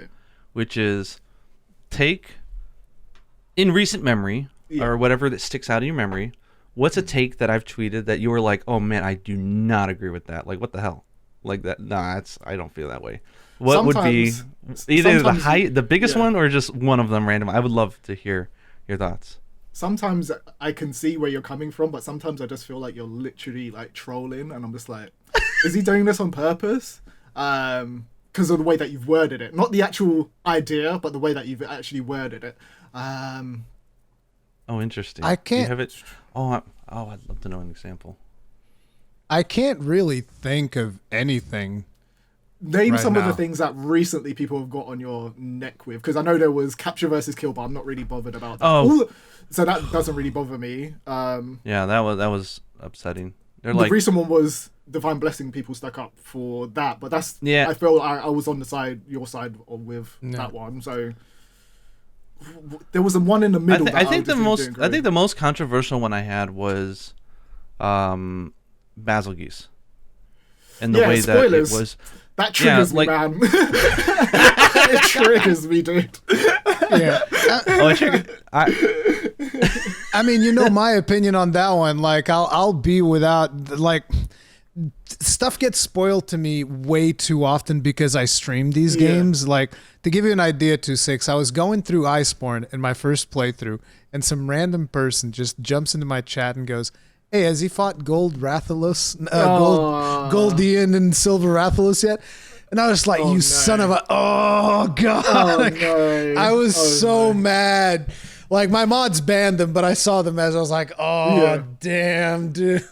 Well, thank goodness Monster Hunter is not a story game, right? Because if it was, then that would really suck. But luckily, it's not. So that even if there is disappointment, if you accidentally get spoiled, which sucks, it doesn't it robs some enjoyment, but it doesn't rob all of it, which is great. Yeah. Where like some movies, if you know the catch line, it ruins it. So like Sixth Sense or something like that. So like I'm happy that we're playing an action game and not a story narrative one. Yeah. And so the thing that I think another one that rubbed everyone wrong was my defending of the the quote unquote end game, which there is none, of course, which I think we would all agree with. The quote unquote end game coming a month after release, and the whole they should have delayed this, and me going like, it's during a pandemic. Yeah, it doesn't change the factor. This is big corporations. You got to talk out about it. And I got in a bunch of internet fights with a bunch of people about that topic. That was a fun one. I would probably disagree with you, but it'd be like a mild disagreement, because I also think that we as content creators, particularly us, we get to play Rise earlier than most people, right? So for us, it didn't affect as much. But I think that for a lot of people, the fact that some of the stuff came later was actually a good thing, because they didn't get spoiled to as many things as they would have otherwise. Because you have like those the boss database YouTube or whatever that you're always complaining about. That literally it was like I think it was even before release. Here's a thumbnail with friggin' Ibushi. Here you go. Have fun. It's like, what? The second embargo's up, that stuff goes out. Yeah, it's like It's disgusting, dude. And the worst part is, like, Capcom even gives you like those loose guidelines. It's like, hey, try not to spoil stuff for people. They're like, fuck it. Does it say that I can't do it? No? Okay, fuck it. I don't care. Oh crap, I already cussed twice. I shouldn't have. I lost it. Yeah, I one thing I don't like, and I'm curious if you must experience this 269 with how big you guys are, because you dwarf us when it comes to size of just viewership and content and everything. But like, even like I would consider myself a smaller creator, like maybe mid-size. I don't really understand why people think that, like, they project this idea of like, oh, he thinks he's an authority. I'm like, I don't think that. It's like, you think I am for some reason, if you're saying that, which is stupid. I'm just a dude who plays Monster Hunter, and I like to make you are an authority videos and posts of my own opinion. That's about it. No, you're an authority. I mean, like, but the thing is like, people are like, well, you're an authority. So like, when I, for example, go off bitching about like the automatic shoutouts being toxic or being a little mean, right? And I'm like, people are playing the game to have fun. Like, come on, like, you don't know how people are going to take it. You can't do italicized. You can't be sarcastic. It's like Twitter. I was like, just try to not be mean to people. Like, if they cart and you'd be like, go play another game, dipshit, or something. Like, there's people like that. And I feel like, don't do that, right? And then people are like, you're policing our thoughts. Why are you're trying to police our online attitudes? I'm like, one, I don't even have authority. I'm not pretending that I do, nor would I want it. I'm just voicing my opinion out here, and all of a sudden that's a controversial thing to do? Like, the hell? How do you guys do it? Like, do you get, like, are you guys policing this, or now you're telling people not to do this? It's like, I'm not telling you anything. So I think people will hear what they want to hear. So let me give you a good example of something that's completely devoid of that, but a similar scenario, right? So we will make guide videos on a game. We won't make a review video, and we won't tell anybody to go and buy a game. But simply by us making videos on the game, saying, oh, how to get X weapon, people will be like, oh, you told me to go buy this game. And then they'll get mad at us if the game is not good. I saw someone say that about Valhalla the other day, and we literally made a video on, like, basically how to get one of the, like, rare weapons or the secret weapons, and, like, the first hour of gameplay.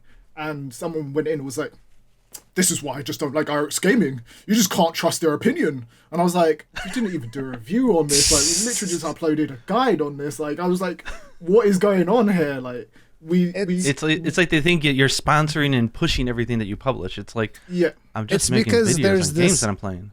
There's this thing now, which is the whole influencer thing. I hate that word. I hate that word so much. I hate it. I'm a content creator, not an influencer. Exactly. See, that's the term that I like to use as well. I prefer using the term content creator. Like, I make content. I'm not out here to influence even that anyone. term. I'm hoping we get. I hope we get a better term than that. Honestly, than content creator. Everyone's a content creator. It's whether you are a content publisher or not. I think. Yeah. If you publish your content online. But anyway, keep going. The thing is with the whole influencer thing is, like, everybody believes that if you make a video, you are basically telling people to go play that game that you made a video for. And even when I make a review, For starters, I will not score games because I believe that scoring a game is actually not necessarily a good thing. And, I have friends that don't agree with that. I have friends that score games. It's fine. Different opinions, whatever. But I just think that reducing a game to a number or a letter or whatever doesn't really tell you the whole story. Like a game that is maybe a C, there can be people that will love that game to death. Like some games just have some jank to them that people will enjoy. And it is what it is, right? But it's like, even when I review, I come at it from a point where it's like, I think that people that like this thing will like this game, and people that don't like it will not like this game, and you draw your own conclusions. Here's the gameplay. You figure it out for yourself. Here's what I think about the visuals, the gameplay, and all that. Boom, done. But at the end of the day, people will still look at it like, oh, you want me to go buy this game? It's like, no, I don't care. And then everybody, like a big percentage of people just assume that publishers are literally just like throwing money around. It's like, listen, I have like 170,000 subs or whatever. There's nobody like throwing me money to tell you to go buy their game. Yeah. Like, not to mention you have to disclose it when that happens. Otherwise, it's literally against the law. Exactly. That was what triggers me so much. There has to be hashtag, oh, this video is sponsored, and even if it is sponsored, it's even like the worst thing to have your like opinion like thrown that way, to be like, oh, go buy this game because it's a sponsored video. It's like, please don't tell me that we're doing that. So what's your advice to that kind of stuff though? Like the people who are going to project whatever they want to hear, is just ignore it? Like it just comes with the territory? Or I think it's, as a content creator, we need to just definitely try to ignore it as much as possible. I know that's extremely hard, and I can't do it personally, but Alex in Paradise figured out some way to do it and stuff like that. I'm sure. Hurricane, are you good with this stuff, like ignoring the? I'm not particularly good at ignoring it. No, like a lot of times, if someone asks me like, the question that I get asked a lot, like if I'm playing a game that maybe some people don't like in the case of Rise, for instance, I was asked a couple of times, like, how much did Capcom pay you to make this video? And it's like, literally in the description, it will say game provided by Capcom. In the description of literally every single video that I ever make of a Monster Hunter game that I've received from, there's like in there, game provided by Capcom. That's how much Capcom paid me. They gave me the game. That's it. Every single time. But no, people like, how much do they pay to make this video? Like, I don't know if you think that, these people have a bunch of money to throw around, but the money goes to the investors. It doesn't just get thrown around to influencers. Like, if you see a huge influencer, sometimes they do get thrown some money, but even then, they're forced to disclose it by law. Yeah, exactly. And if they don't, they can get sued. It's like... I think you've got a bigger problem, Gaijin, because you are what I would like to call a legend in the game, basically. Like, people have an idea. It sounds super weird to say that and super cringy, but legit, like, I don't think you and Monster Hunter are so synonymous, and when you say something, even if you're not trying to be authoritative, it just automatically is, because people attach you to Monster Hunter. If Seniority. If Alex tweeted in the same way that you did, he would get the same slack. Yeah. But Alex is just like, I'm just going to play the game or whatever. But you have more like care about like the different aspects of the community and the like core gameplay mechanics of how people are experiencing it, and you're thinking about how new people are coming into the franchise, where Alex is just more like, I'm going to enjoy the game, I enjoy the community for what it is at the moment, and he's probably playing a different game at that point, or just gone back to Monster Hunter as playing a different weapon or whatever. He doesn't really want to discourse or whatever. I feel like Alex likes posting on Twitter in terms of like images, but he doesn't necessarily like posting opinions, where you like posting a lot of like your opinions and stuff like that. And I feel like that's where you need to be super suggestive, but not trying to see if there's any words in there that are like enforcing something. Like, I feel, if I remember your tweet correctly, it was like, when you're hunting, you should capture, not you should kill, not capture. And it wasn't like a suggestion, more so. And I feel like that also happens on our videos. When we do build videos, if we don't suggest an idea, but we tell people to use this, even though we know it's definitively the best, people get mad. People are like, oh, you're only using that set because it's only damage. You've got no creativity. Don't tell me to ever use that set, even though we know that they'll do better in that set. We have to suggest, we'd be like, oh, we think that this skill is good. Oh, you have to usher that in rather than doing that. But you understand that. It's just Twitter anyway. People can take whatever you say out of context. And I know that you understand that because I think we're all like adults and we've gone through all that stuff. Yeah, what frustrated me was when I made that video about capture and kill, I started out by saying, you see these materials? You can't get them from capturing the monster. And what I meant to say was, you can't get them in the capture rewards. Yeah, you can get them in the quest rewards. It's just you're fudging with the percentages that you might get more of them. And they're like, you're misinformation. If I can go off about one thing on this podcast, go, get him. Let's go. Let's go. Get him. No, it's not PlayStation. So I've done that enough. I know where you're going with this one. It's the word misinformation. Yep. It triggers this living shit out of me because people use it and they don't understand the connotations that it has. Misinformation. Yes, okay. There's many dictionaries can define it many different ways, but I think that there is a consensus that misinformation implies intentional intention of giving bad information, like knowledge that you're not being 100% accurate or truthful. So when you say spreading misinformation, it means this person is purposely, they've got an agenda. They're purposely sharing something that they know is not quite the case, whether it's for nefarious reasons or whatever. So it's like I make a video and it's like I said, like it's just a linguistic thing, right? It's like, oh, he's spreading misinformation. I'm like, there's a difference between misinformation and something that's just like, oh, well, he got it wrong. Like, maybe we didn't have much information at the time. Like, we all got it wrong about like purple sharpness back in Generations. We didn't realize that they made it weaker. It took even the Japanese community like a month. Does that mean that everything we did was misinformation? No, it's just we weren't informed, we're wrong, or it was just a different opinion. But people use that term so much and they fling it around like it's just a household name, and it upsets me to no end. When people say, "Well, your video is spreading misinformation," I'm like, "Whoa! What are you trying to say? I'm Alex Jones or something now?" Like, listen, it triggers the hell out of me, and then I yell at people, and I get in arguments on Twitter, and then I realize they're not using the word misinformation the way that I think it generally means, and I really hate it. Imagine being arrogant enough to go into a Gaijin Hunter video and be like, "You're spreading misinformation."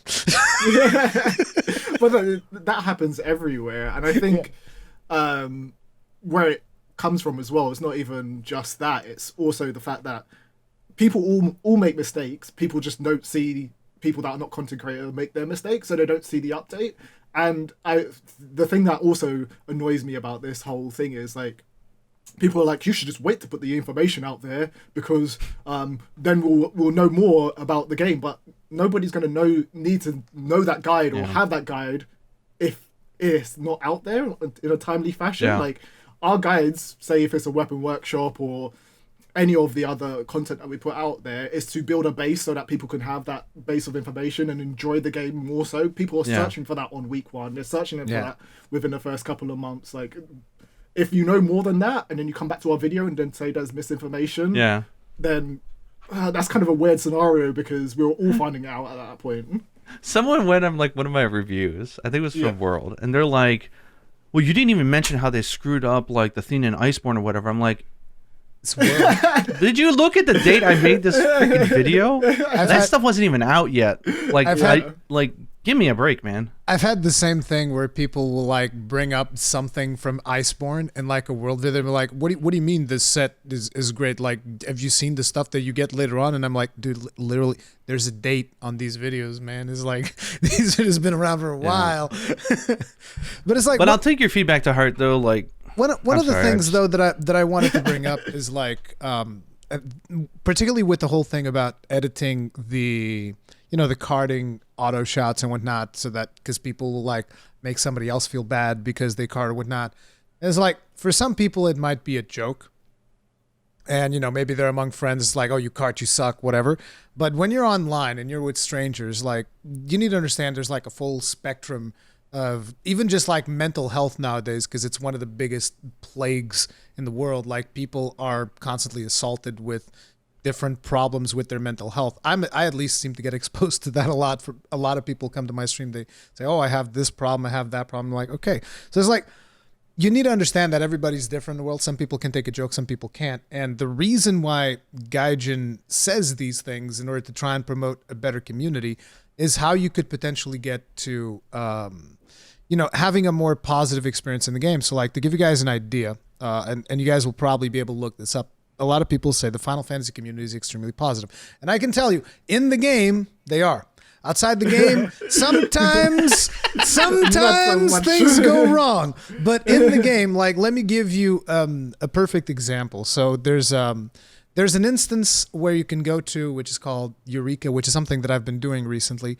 And it's like, it's old content, but basically the idea is you kill a bunch of monsters, and then after you do that, a bigger monster spawns, and then you kill the bigger monster, and you gain rewards, right? So the Final Fantasy XIV community in-game is so cool about this that there will be like, say, 30 or 40 people in that instance, and people are grinding, and then suddenly one of these big monsters spawn. Everybody will go there, and they will wait. They will scream to everyone that's in the instance, like a shout command. They'll scream, and they'll be like, "Hey, there's a monster here. Is anybody on the way?" To make sure that people don't miss out. Like, they will wait for random strangers to come to the monster to make sure that nobody misses out on the rewards. Like, this happens, and this is just like a very small example, because this happens like times 100 throughout different aspects of the game. Like, people just being very respectful of everyone's time. And that is one thing that I feel like it would be great if we had that like everywhere in gaming, like those kinds. I didn't realize that the Western community was capable of that. I don't want to sound like I'm overly negative, but I don't play a lot of Western games, so I don't know. And so the few times I've had some unfortunate experiences, which is not, I guess, reflective of the group. But like in Japanese games, they'll have the same thing that you're describing, which is like, and everybody who participates in the hunt at the end gets a reward. So everyone comes in, says 7 o'clock, you're going to hit it once, and you're going to leave. And then everyone comes, and then we'll kill it starting from 50 after. We're going to give everybody an hour and 50-minute window to come in and get their hit in, just so they participated. And it's like a thing that happens with games out here. It's really cool. Like, it's very organized and it's very thoughtful. And that's kind of cool to hear that the same mentality works on a global server for FF. That's good. The server's not, it works everywhere in FF. So yeah, I guess you could say, because the servers are segregated by region, but this happens in every region pretty much. And that's great. Yeah. It's really cool. So it's like that's the reason why Gaijin goes after these things. And in particular, like in Japan, you guys have more of that type of culture there as well, of like people being more respectful, so everyone gets their rewards and all of that stuff. More so than we do in the West. A lot of times, particularly in MMOs in the West, people are like, "Oh, the rare monster spawn. Yeah, screw everybody else. I'm getting my loot." It's like, but people need to realize that, like, if you band together, like you can get. There's even those like contests where where people, it's like if they are able to agree, then both people would make money, and then if they disagree, then somebody makes money, somebody gets screwed over. It's like people need to understand that, like, if you band together, like, there's usually better results, and I guess that's what you were going for. But we still haven't touched on a very important topic, particularly with 269 here. Let's talk about stories too.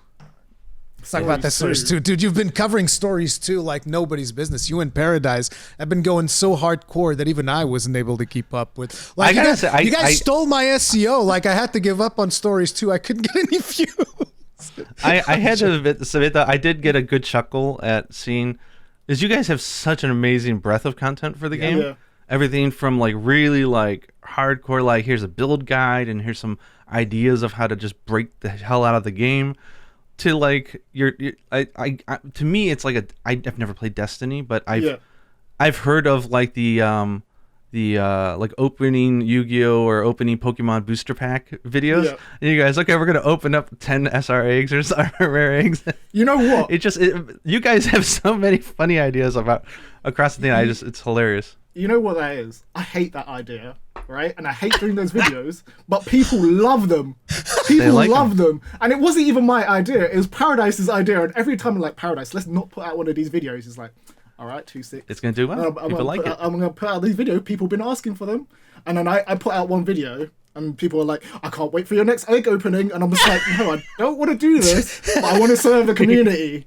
Like, I just don't understand why people like them, but they love them. But I guess love it. It's loot boxes. This is why the industry exploits that. There's just something gambling. Like, listen, there's even videos for kids that I've seen because there's something primal about kids. Like there was even some at one point with my kid that I was basically, I never want you watching these videos again. It were these videos where there were eggs, and the whole thing was like the egg was just chock full of toys.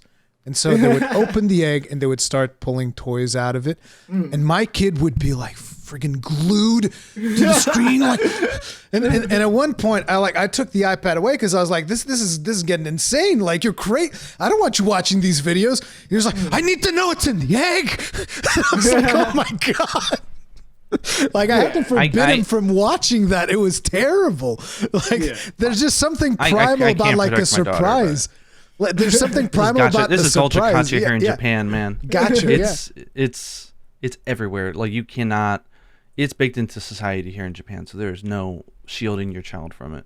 Yeah. All you can do is teach him proper spending. I remember that when Overwatch came out, I was still working for Broadband TV, and we did a lot of like loot box openings. Like, it was crazy. People love that. They're like, oh yeah. And it's like you get like a voice sample or a stupid spray graffiti that nobody wants. It's like so bad.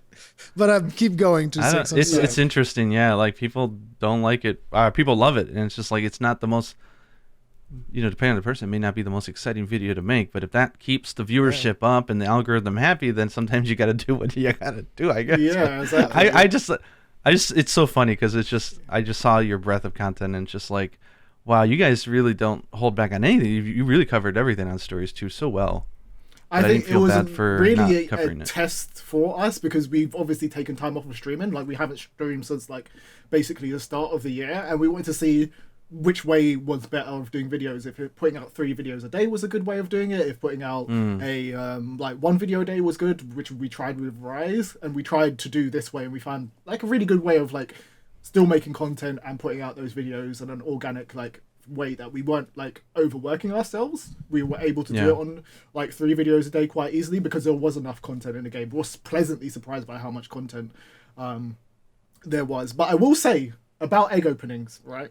If anybody gets highbrow about egg openings, let's remember Monster Hunter is built on RNG. All those Wyvern gems that you're getting, it's the same idea. So don't get highbrow about them because you are addicted before you even knew it. That is a damn fine point. It's the dopamine of what, and then what is everyone's major complaint I see online right now? Yeah. Why can't we just get a random talisman at the end of a hunt? Yeah. I'm like, well, you could just ask the dude to make them. No. I want to complete it and then get the opening. It's the experience, right? It's the curated. It's the dopamine. It's the rush. It's the gambling. We are all gamblers. Yeah, which is what I feel like we're missing from Rise, that aspect of that, where decorations worked. Like, we got roasted for saying that we prefer decorations. We got roasted for saying that there was no endgame in our review as well. People thought we hated the game, even though I went in there being like, this is the best Monster Hunter that I've played, which I still personally feel like it is because it's more anime and I really enjoy like the core aspects of Rise. I feel like they made a really good game. They just didn't follow up or like do like a very good way of like elongating the experience basically. So I really enjoyed it and I wish that they kind of built on the same thing that they were doing with World with like the drops and what they're doing with story. I still didn't think the post support for World was great, and I don't think they've hit their stride with like how they should drop content. I said it in a video the other day and people were just being like, you're so entitled, you're for this. I feel like we need like 2 to 3 monsters every 3 months for people to be satiated with the content, and that's what people will be okay with for their. I mean, they're trying different things, and none of them have really worked. The Rise one obviously doesn't work at all because it doesn't feel like they're trying much at all. Yeah. Even given the circumstances, I think there was some intention behind it, so it's good learning. But I'm hoping that in the next game they're able to figure something out where there's a sweet spot, right? Like, how do you continue support for the big console games, and how do you do support for the portable ones? I don't think the portable games will ever be as supported as the consoles, which sucks. But I wish they were, but I don't think they will be. But I don't think. But it's this is yeah. Go ahead. This is a controversial idea, but I have been pitching it to people. The people that are watching this don't hate me, right? Okay, this is the one. I don't think there should be an ultimate game anymore. I think there should just be it's gonna be a battle pass or a season pass. Oh no! So that the ultimate game's basically the same thing. Anyway, you're literally buying a 40 or £50 game that extends your game and your play period. If they just had the focus that was put into the ultimate game from the beginning as post-launch content, you would get that. It doesn't mean that you're getting anything different. You're just getting the content earlier, and they can still have the environments come in at a later date, like 12 months later. They can still have new monsters. I can give a few counter arguments to this one. Yeah, go on. But it's an interesting thing to think about, though. Yeah. I would say that. But I think from game production standpoint, I think there's a big when you say let's like, I don't know how many people realize, like, when let's say they're working on, let's say, Monster Hunter Rise, right? And it's whatever years of development. Near the last half year, you're basically at content complete builds. Yeah. And you're focusing more on testing, ironing out bugs and stuff like that. The rest of the team is not fired. They're not let go if it's a good company. They start working on the next project or another team or something, right? So, like, the work on something like an ultimate release happens well before the end of the original game does. In most cases, you would assume so, right? So when you say that you'll get the same content in the ultimate as you would have gotten if you had just waited, I actually think that's not right. I think it'd be interesting what type of content we would get, because I don't think it would be the same. Yeah, it wouldn't be the same there's scale, something but, about being able to stop, pause, break off, and have another team with a different director come in and really be able to mess around and do a lot of stuff. And also at the same time watching what happened with the base game, right? They're watching community reaction, they're seeing how things are being received, and they're able to implement that stuff.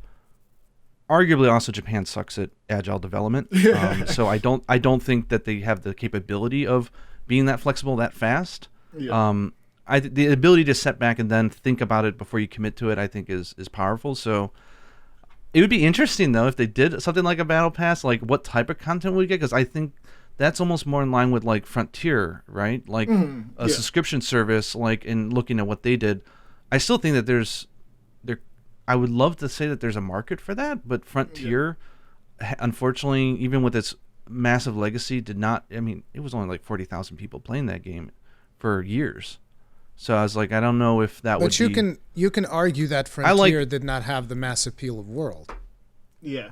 Well, true, but it's like my thoughts on this is like, so at what point does it stop just being a Monster Hunter game and it's not? I mean, not a Monster Hunter game. But at what point does it stop being a game and it becomes a live service game? That's the thing, because that kind of feels like what you're asking out of it. And I've seen this argument plenty of times. And to me, the problem with that is that the reason why Monster Hunter has innovated so much, like you go from 3 to 4 and you have mounting and you have 2 new weapons and you have all of these new mechanics, right? You go from 4 to Generations and you have styles, you have all of these amazing new things. And you go from that to World, and it's like you have this brand new world, amazing new visuals, a more fluid combat, all of this stuff, right? These evolutions happen because the game ends. And if you go to a battle pass type thing, that the game doesn't end anymore, and therefore the evolutions are going to be much less. So, like, you look at something, for instance, a game that I'm playing right now, Final Fantasy XIV. I love the game to death. The game is amazing, but let's be real. Like, in terms of the actual combat of the game, it's barely evolved since 2013.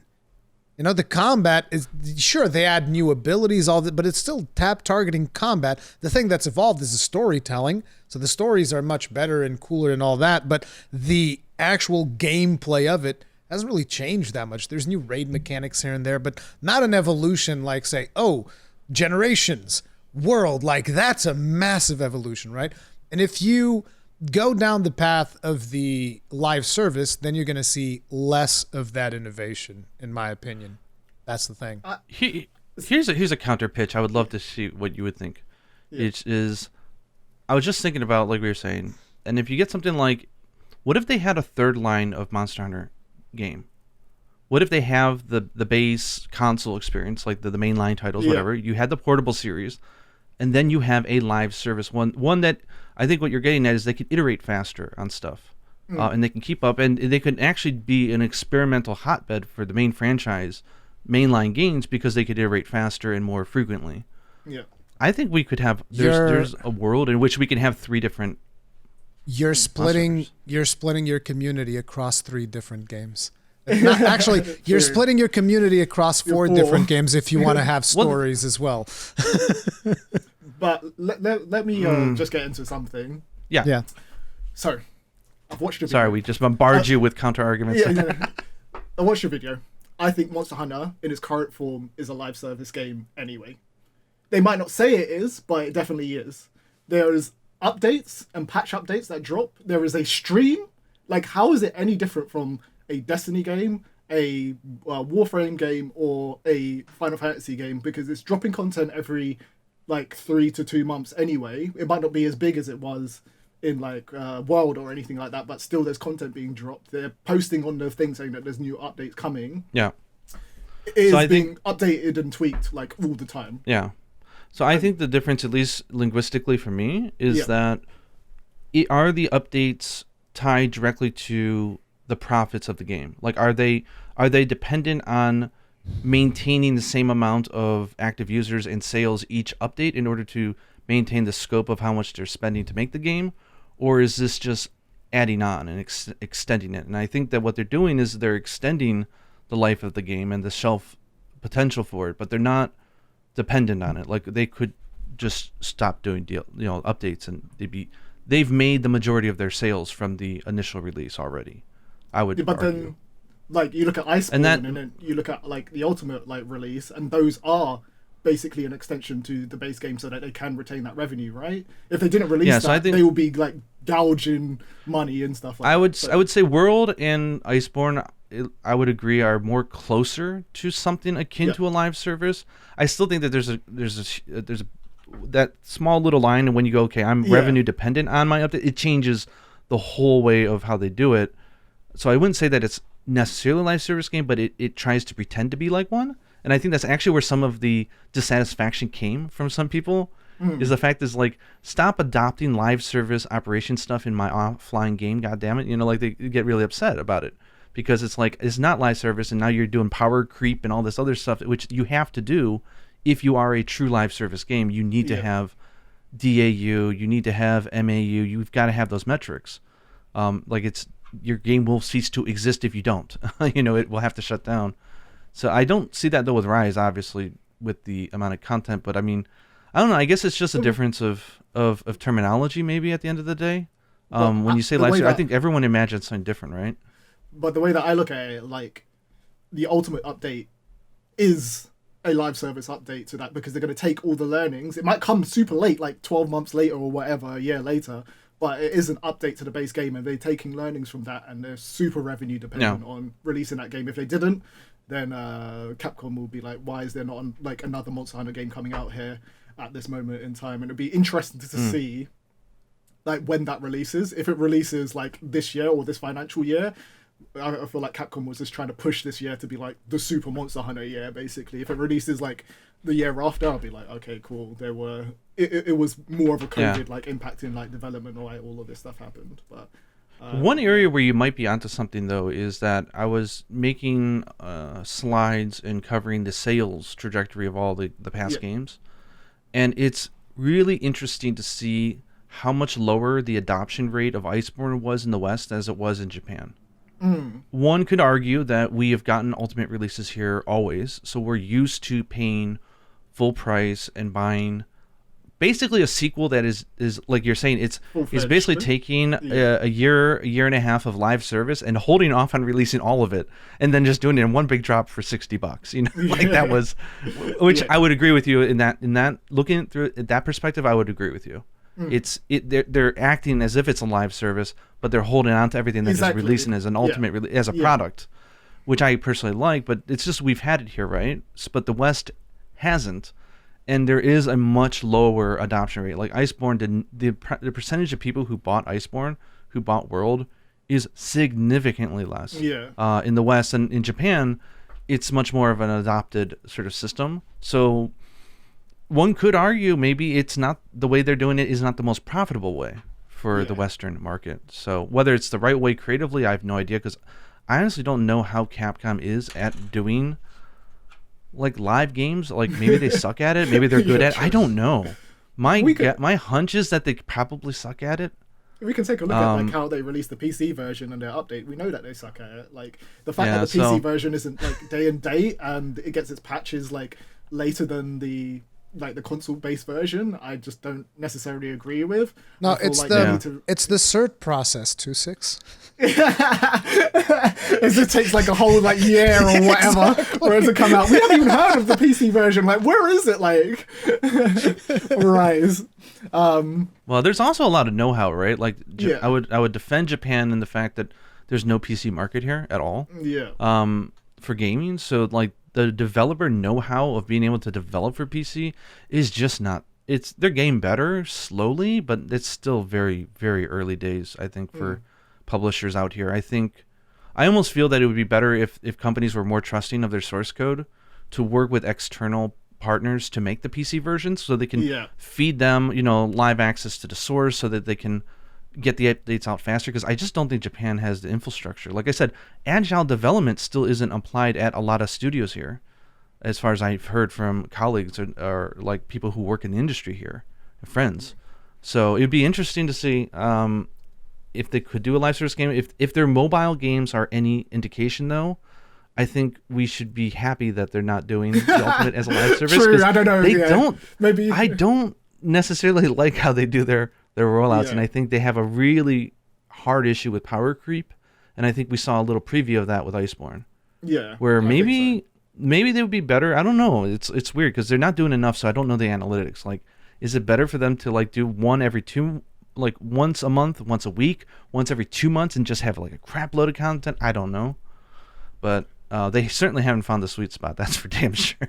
I feel like Stories too is doing a very good job where like I'm super satiated with like the end game there, and they're dropping content, and then they've got these like smaller patches which are just like some quests in between. It's like every 2 weeks you're getting something to kind of dip in, even though you weren't necessarily expecting it from like the base game. And if the core mechanics of like Stories was a bit more like expansive, then more people would be jumping back in, but they need to take that kind of flow and apply it. I think the success of Rise might actually be, or Stories 2 might be its visibility, its transparency. Like if you were to tell people, okay, Monster Hunter Rise, on the first week of the month, we're going to give you a challenge quest. Second week is a new rampage quest. Third is going to be a new event quest, and fourth one is going to be a layered armor quest. It's essentially the same damn content they're giving us right now, but it's different, right? Because you know what is coming and when, and it I don't know. There's something like, I don't know, maybe they got it wrong, where like if we try to make it a surprise, people are really excited. It's like, no, you don't understand. People's imagination will always be much better than what you can deliver. Yeah. So like it's better to come out and just say, here's what we're dropping, and then it's exciting, like, and so I think there's a lot they could learn from what they did with Stories 2. However, I am so scared about the final quest, though. Yeah. If it's what I think it is, I'm going to be very disappointed. Oh no. That would not be the right way to end it. At all.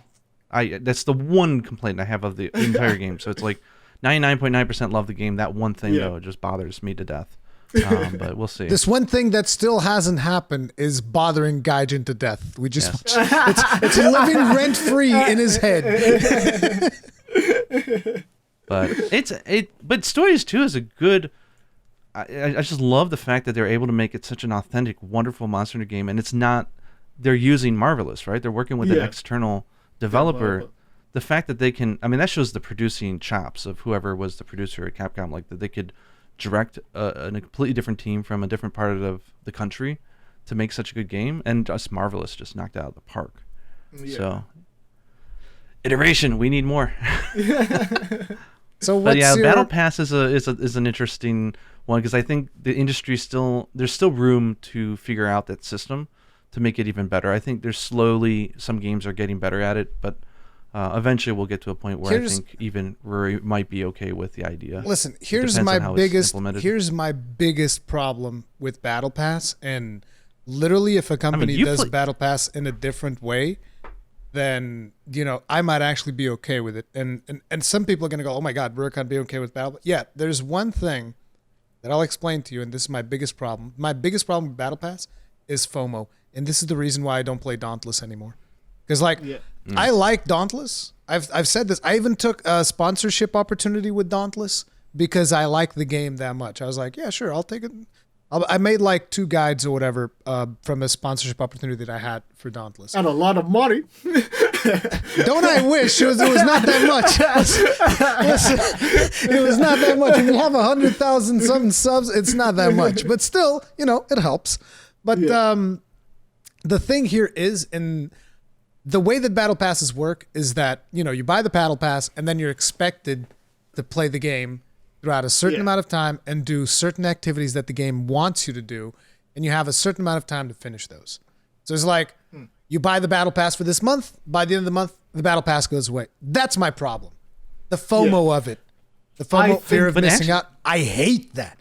Like, if you were to tell me you can buy this battle pass and 2 years from now, you can come back and complete it. And I'd be like, okay, that's whatever. Yeah. That's fine. Maybe I worded it incorrectly. So maybe it's not battle pass that I want, or a season pass, but maybe it's more of a season pass where it's like a season of content. Battle passes are just you get skins, some coins to spend during your time, or whatever. I will agree with you on this in the fact that I now see the enticement of Iceborne was a fantastic expansion. It was probably one of the best ones they've ever done for a base game. But a $40 price tag on the DLC was a lot to swallow, obviously, for a lot of people. If they had found a way, I don't know how they would do it, but if they found a way where you could buy even at half price, you could buy in $20 gets you half of Iceborne, and then if you like it, you can continue to just buy the second half, sort of like they do, I guess, with the character things with Smash Brothers or whatever. I don't play it, so I don't know, but where there's an option, a smaller option where I can dip in and get a feel for it before I want to fully commit. There might be something there for that, because there's just people have a hard time paying that amount of money for a game that is essentially it's like a visual thing. It includes the base game and it's a whole bunch of content, or you can view it as they're selling the base game plus some extra content. It's it's the same thing, but it's very different visually. I'm very old school. I don't think it's a horrible. I'm not that cringed about the idea. I think it's one of those things that where I'm showing my age, but listen, back in my day. We used to get all the game, man. You get your game, you get your full game, and then you get an expansion, and that to me is still my favorite model. It's hey, give me an expansion and I'm good. I'd rather that, because that way at least you'll know the amount of content to expect, as opposed to say for instance, what was it? I think it was Borderlands 2. It was here's a season pass, and here's another one. The goddamn game had 4 season passes or something ridiculous like that. That game has more DLC than I can even imagine. It has so much. And it's I would rather have all of it. It almost makes me I'll just wait until you guys are done releasing DLCs, then I'll just buy the whole game. It's I don't know. I noticed that I have a hard time with some games where I'll play it and it's oh, here's a little bit more content, and then a little bit more, and then a little bit more. And it's World in a way was that. But I don't know, for World of Work, because I just love Monster Hunter that much. But in most other games, I will not go back to it. For instance, Ghost of Tsushima, right? Love that game. Game's friggin' amazing. Yeah. The new DLC came out. Sony sent me a code. I still haven't touched it. And I want to, but it's I don't know. It's hard for me to go back to certain games. It's weird. Putting down. But you realize now you're given a counter argument to 269's case, actually. What? Which is, people don't want to come back a year later and play the expansion of the game. Yeah. They would rather have a live service. They would keep them in the game longer. It's weird. It's weird. It's weird. Some games it works for me, and other games ideas. It doesn't work. Yeah. Yeah. Yeah. I think it's a thing. It's a case by case thing. And we just got a new content drop for Stories 2 today, which brings with it Orochi Kirin, Elder Frost Gammoth, and Soul Seer Mizutsune. Yeah. Have you guys be played good. it yet? No. No. That's what. Okay, then That's I've gonna make up the already rest of my day. but I won't tell you my thoughts. Then we'll Have save you- that for the next podcast. But have you played it already? we did like Elder Frost and stuff like that. Yeah, we're holding off on. I'm still thinking in Japanese. Because my daughter's been home. I'm thinking in Japanese, so not Tamamitsune, Mizutsune. So we're gonna hold off on that. We're gonna kill it The one in GU tonight before. first. Yeah, and then we're gonna go do it. So we'll be in bed late tonight. I think it's a night to. I think I need to order some pizza tonight. You're not going to be cooking It'll tonight. be easier. Yes, we'll be cooking something else. Are you a pineapple on pizza person? Hmm? Are you a pineapple on pizza person? Never tried it. You've never tried it? No man. desire to try it. So, but I Good can't. man. That's what I like. No to desire hear. to try it, so I Don't- can't really say. Maybe I'm missing out on the most amazing. It's like they say, like like cockroaches or so, like some insects are like the most delicious things, and if you just close your eyes and I'm just not open to the idea. So No, I don't know. not Maybe it's cockroaches. delicious. Definitely not cockroaches. So 2-6, are you gonna slam pineapple on pizza? Are you really gonna do this? Are you a pineapple on pizza person? I am. I need to leave this podcast like right now. Get me out of here. Pineapple on pizza is delicious. Here's the Wait, problem. Let me explain to you what the problem is with pineapple on pizza, all right? It's because the people that try pineapple on pizza and don't like it is because the people who made their pizza, they put some nasty ass, bitter ass piece of garbage pineapple, and then they're just like, oh my God, this tastes terrible. Yeah, because they gave you a piece of trash pineapple. Like if you just eat a trashy pineapple, it's gonna taste terrible. Same way that if you taste like bad meat on a pizza, it's gonna taste terrible too. The secret is it has to be a good pineapple, a good, nice, ripe, nice flavor and textured pineapple on a pizza is gorgeous. So what you're saying is, if you are going to try the abomination, at least go to a good restaurant. It's not an abomination. It's fantastic. But I will say here, I live in Japan, and the amount of shit I see they put. Sorry, I'm swearing a lot today. The amount of stuff, the amount of some green weird tea stuff. Kit Kat? No, they put fish eggs, tuna with mayonnaise all over it, true. teriyaki. Like they have the most bizarre, disgusting pizza mix matches here. That pineapple and pizza is such a timid idea. It's like cute almost. It's like I bet you could so probably exciting, buy. so exotic. I bet you could probably buy like a cockroach flavor Kit Kat. I wouldn't doubt it. Ew. But I could talk to you guys forever, but I think we're already coming up almost on 2 hours. So I think if there's any other subjects we want to hit, we should try it. We should probably dial in and hit those because I could see us chatting all damn day and then not letting you guys get to the DLC. So I know that 269, you have something? 269 also wants to jump into stories too. So I'm going to give you the word 26. Anything that you want to bring up, floor is yours. Okay. So I don't know how controversial this is, but I like being Here controversial. we go. So I'm gonna ask the question. Controversy! Whoop, whoop, Okay. whoop, the alarm. All right. So how do lots you of feel comments. about the endgame in Rise at the moment? And do you feel Capcom did the right thing? Do you want to go first, Gaijin, or shall I go first? You go first. So I get longer. You're more concise than I am with your opinions. so to me, when it comes to Rise, the thing is, the problems that I have with Endgame, I feel are not the same problems that other people have with the Endgame. So a lot of people, they want to get that chase that they had with World with the decorations. I personally don't want that. Like, I'm very happy with the fact that I can get the decorations, I can craft them. That in and of itself is kind of a chase because you can actually target the decorations that you want. It's like, oh, I'll go hunt this monster, get the materials to craft this decoration. So you can get the decorations done faster. That to me is more appealing. The charms is like, I don't really see the charms as a big deal because you get a charm with 2 tier 2 sockets. You're pretty much good to go for like 90% of the builds that you want to make. Like if you really want something completely crazy and out of the blue, sure, you'll need a better charm. But like for 90% of the builds, you get 2 tier 2 slots, you're pretty much set to go. So I like being able to just do the builds that I want and get the tools to do the builds. Yeah. The thing that I am missing is simply quantity of quests. It's not even the repeatability. It's the quantity, and not even just quantity of quests, but quantity of challenging quests. Because like most of the quests, you go through the game and you just beat everything, and very few things will challenge you. Like a couple of apexes here and there will give you a couple of problems, but after a while, very few things will challenge you. But then you get these two latest quests that they did, which is like the Apex Soulseer and not Soulseer, the Apex Mizutsune and Apex Zenogre and the 2 Rajang quest.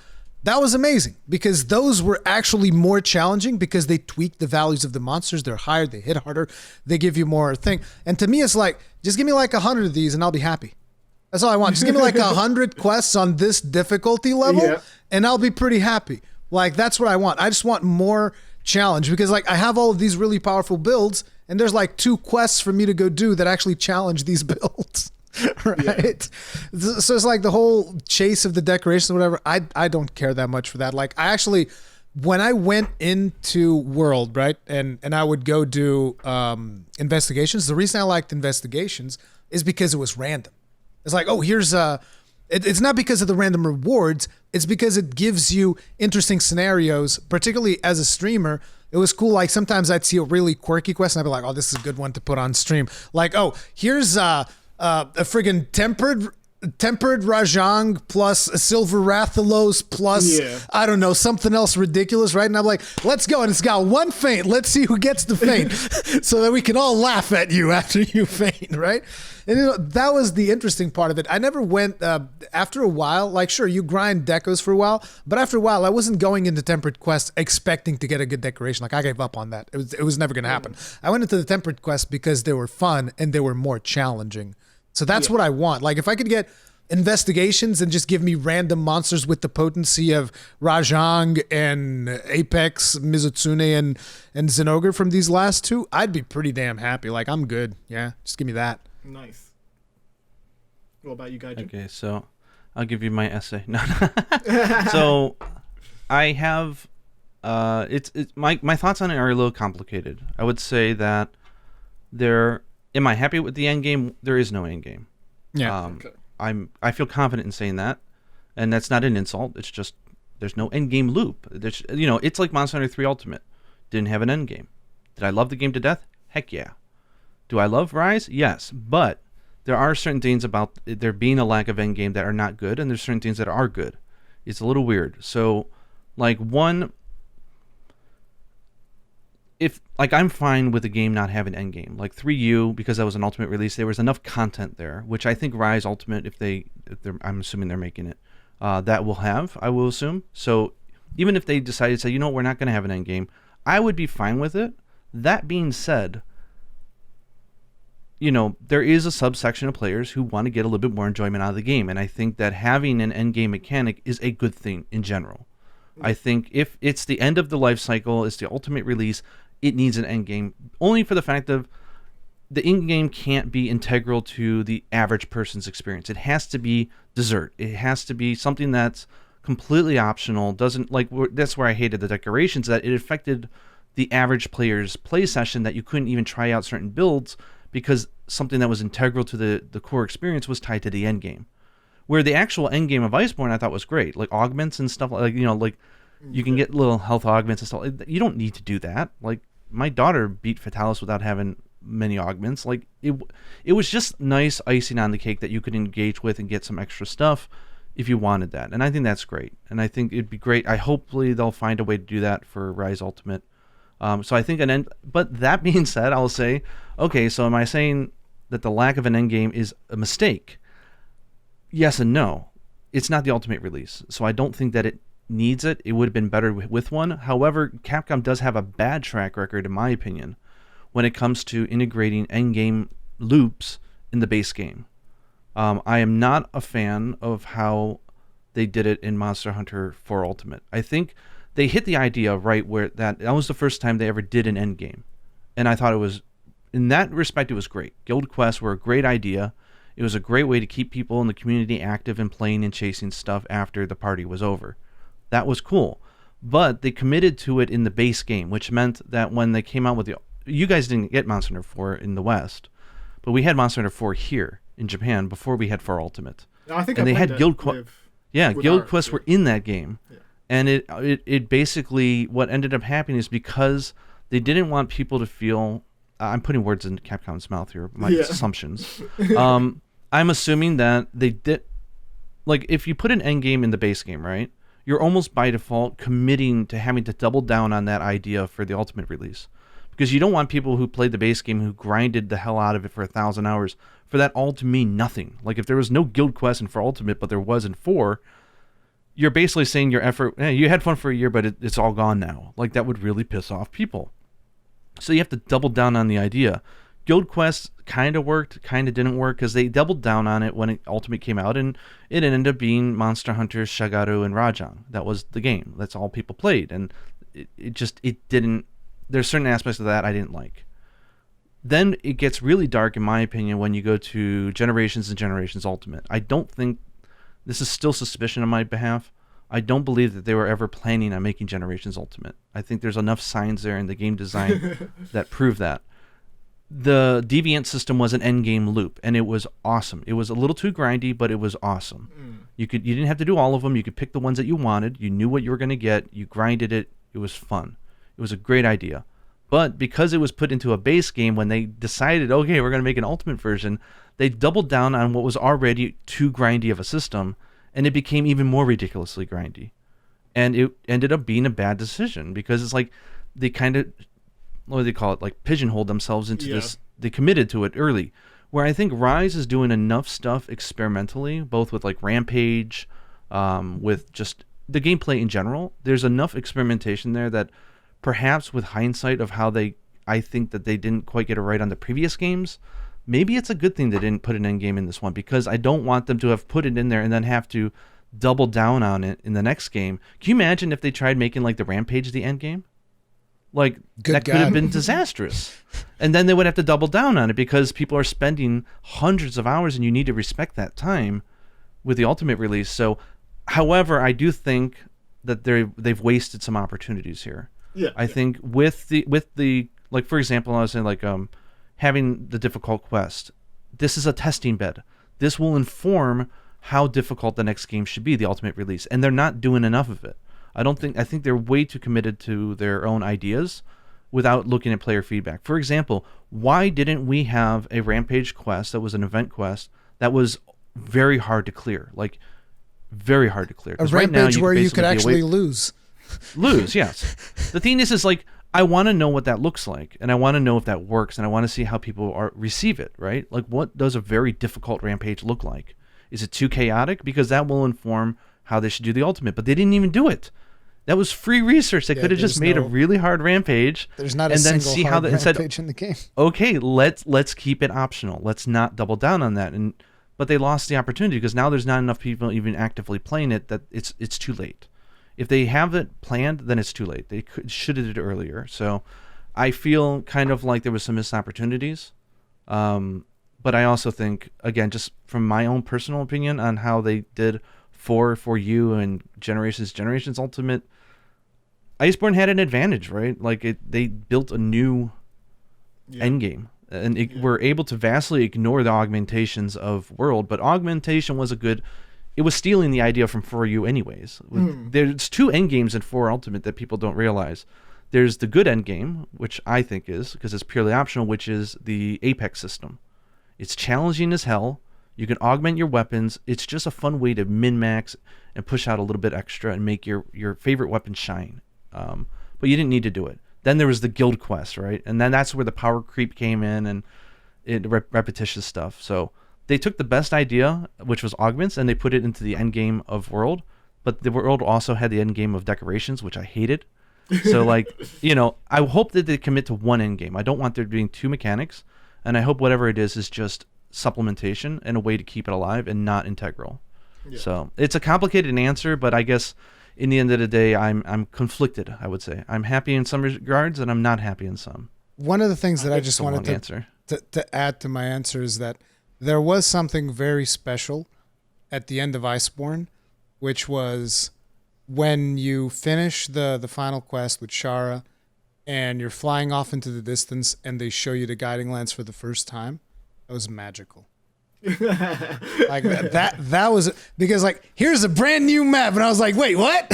this is amazing. Yeah, Like, just fighting Shara was like magical in itself. I just loved that fight. Shara, it was like super cool. On the armor that you got from Shara. No, Shara was terrible, dude. But thank God His that eyes they, looked at you, man. Yeah, just His eyes are looking. I would say thank goodness that they committed to a pseudo live service and the idea that they were making updates to Iceberg, because I hated the original Gaijin Lands. I really did not like it.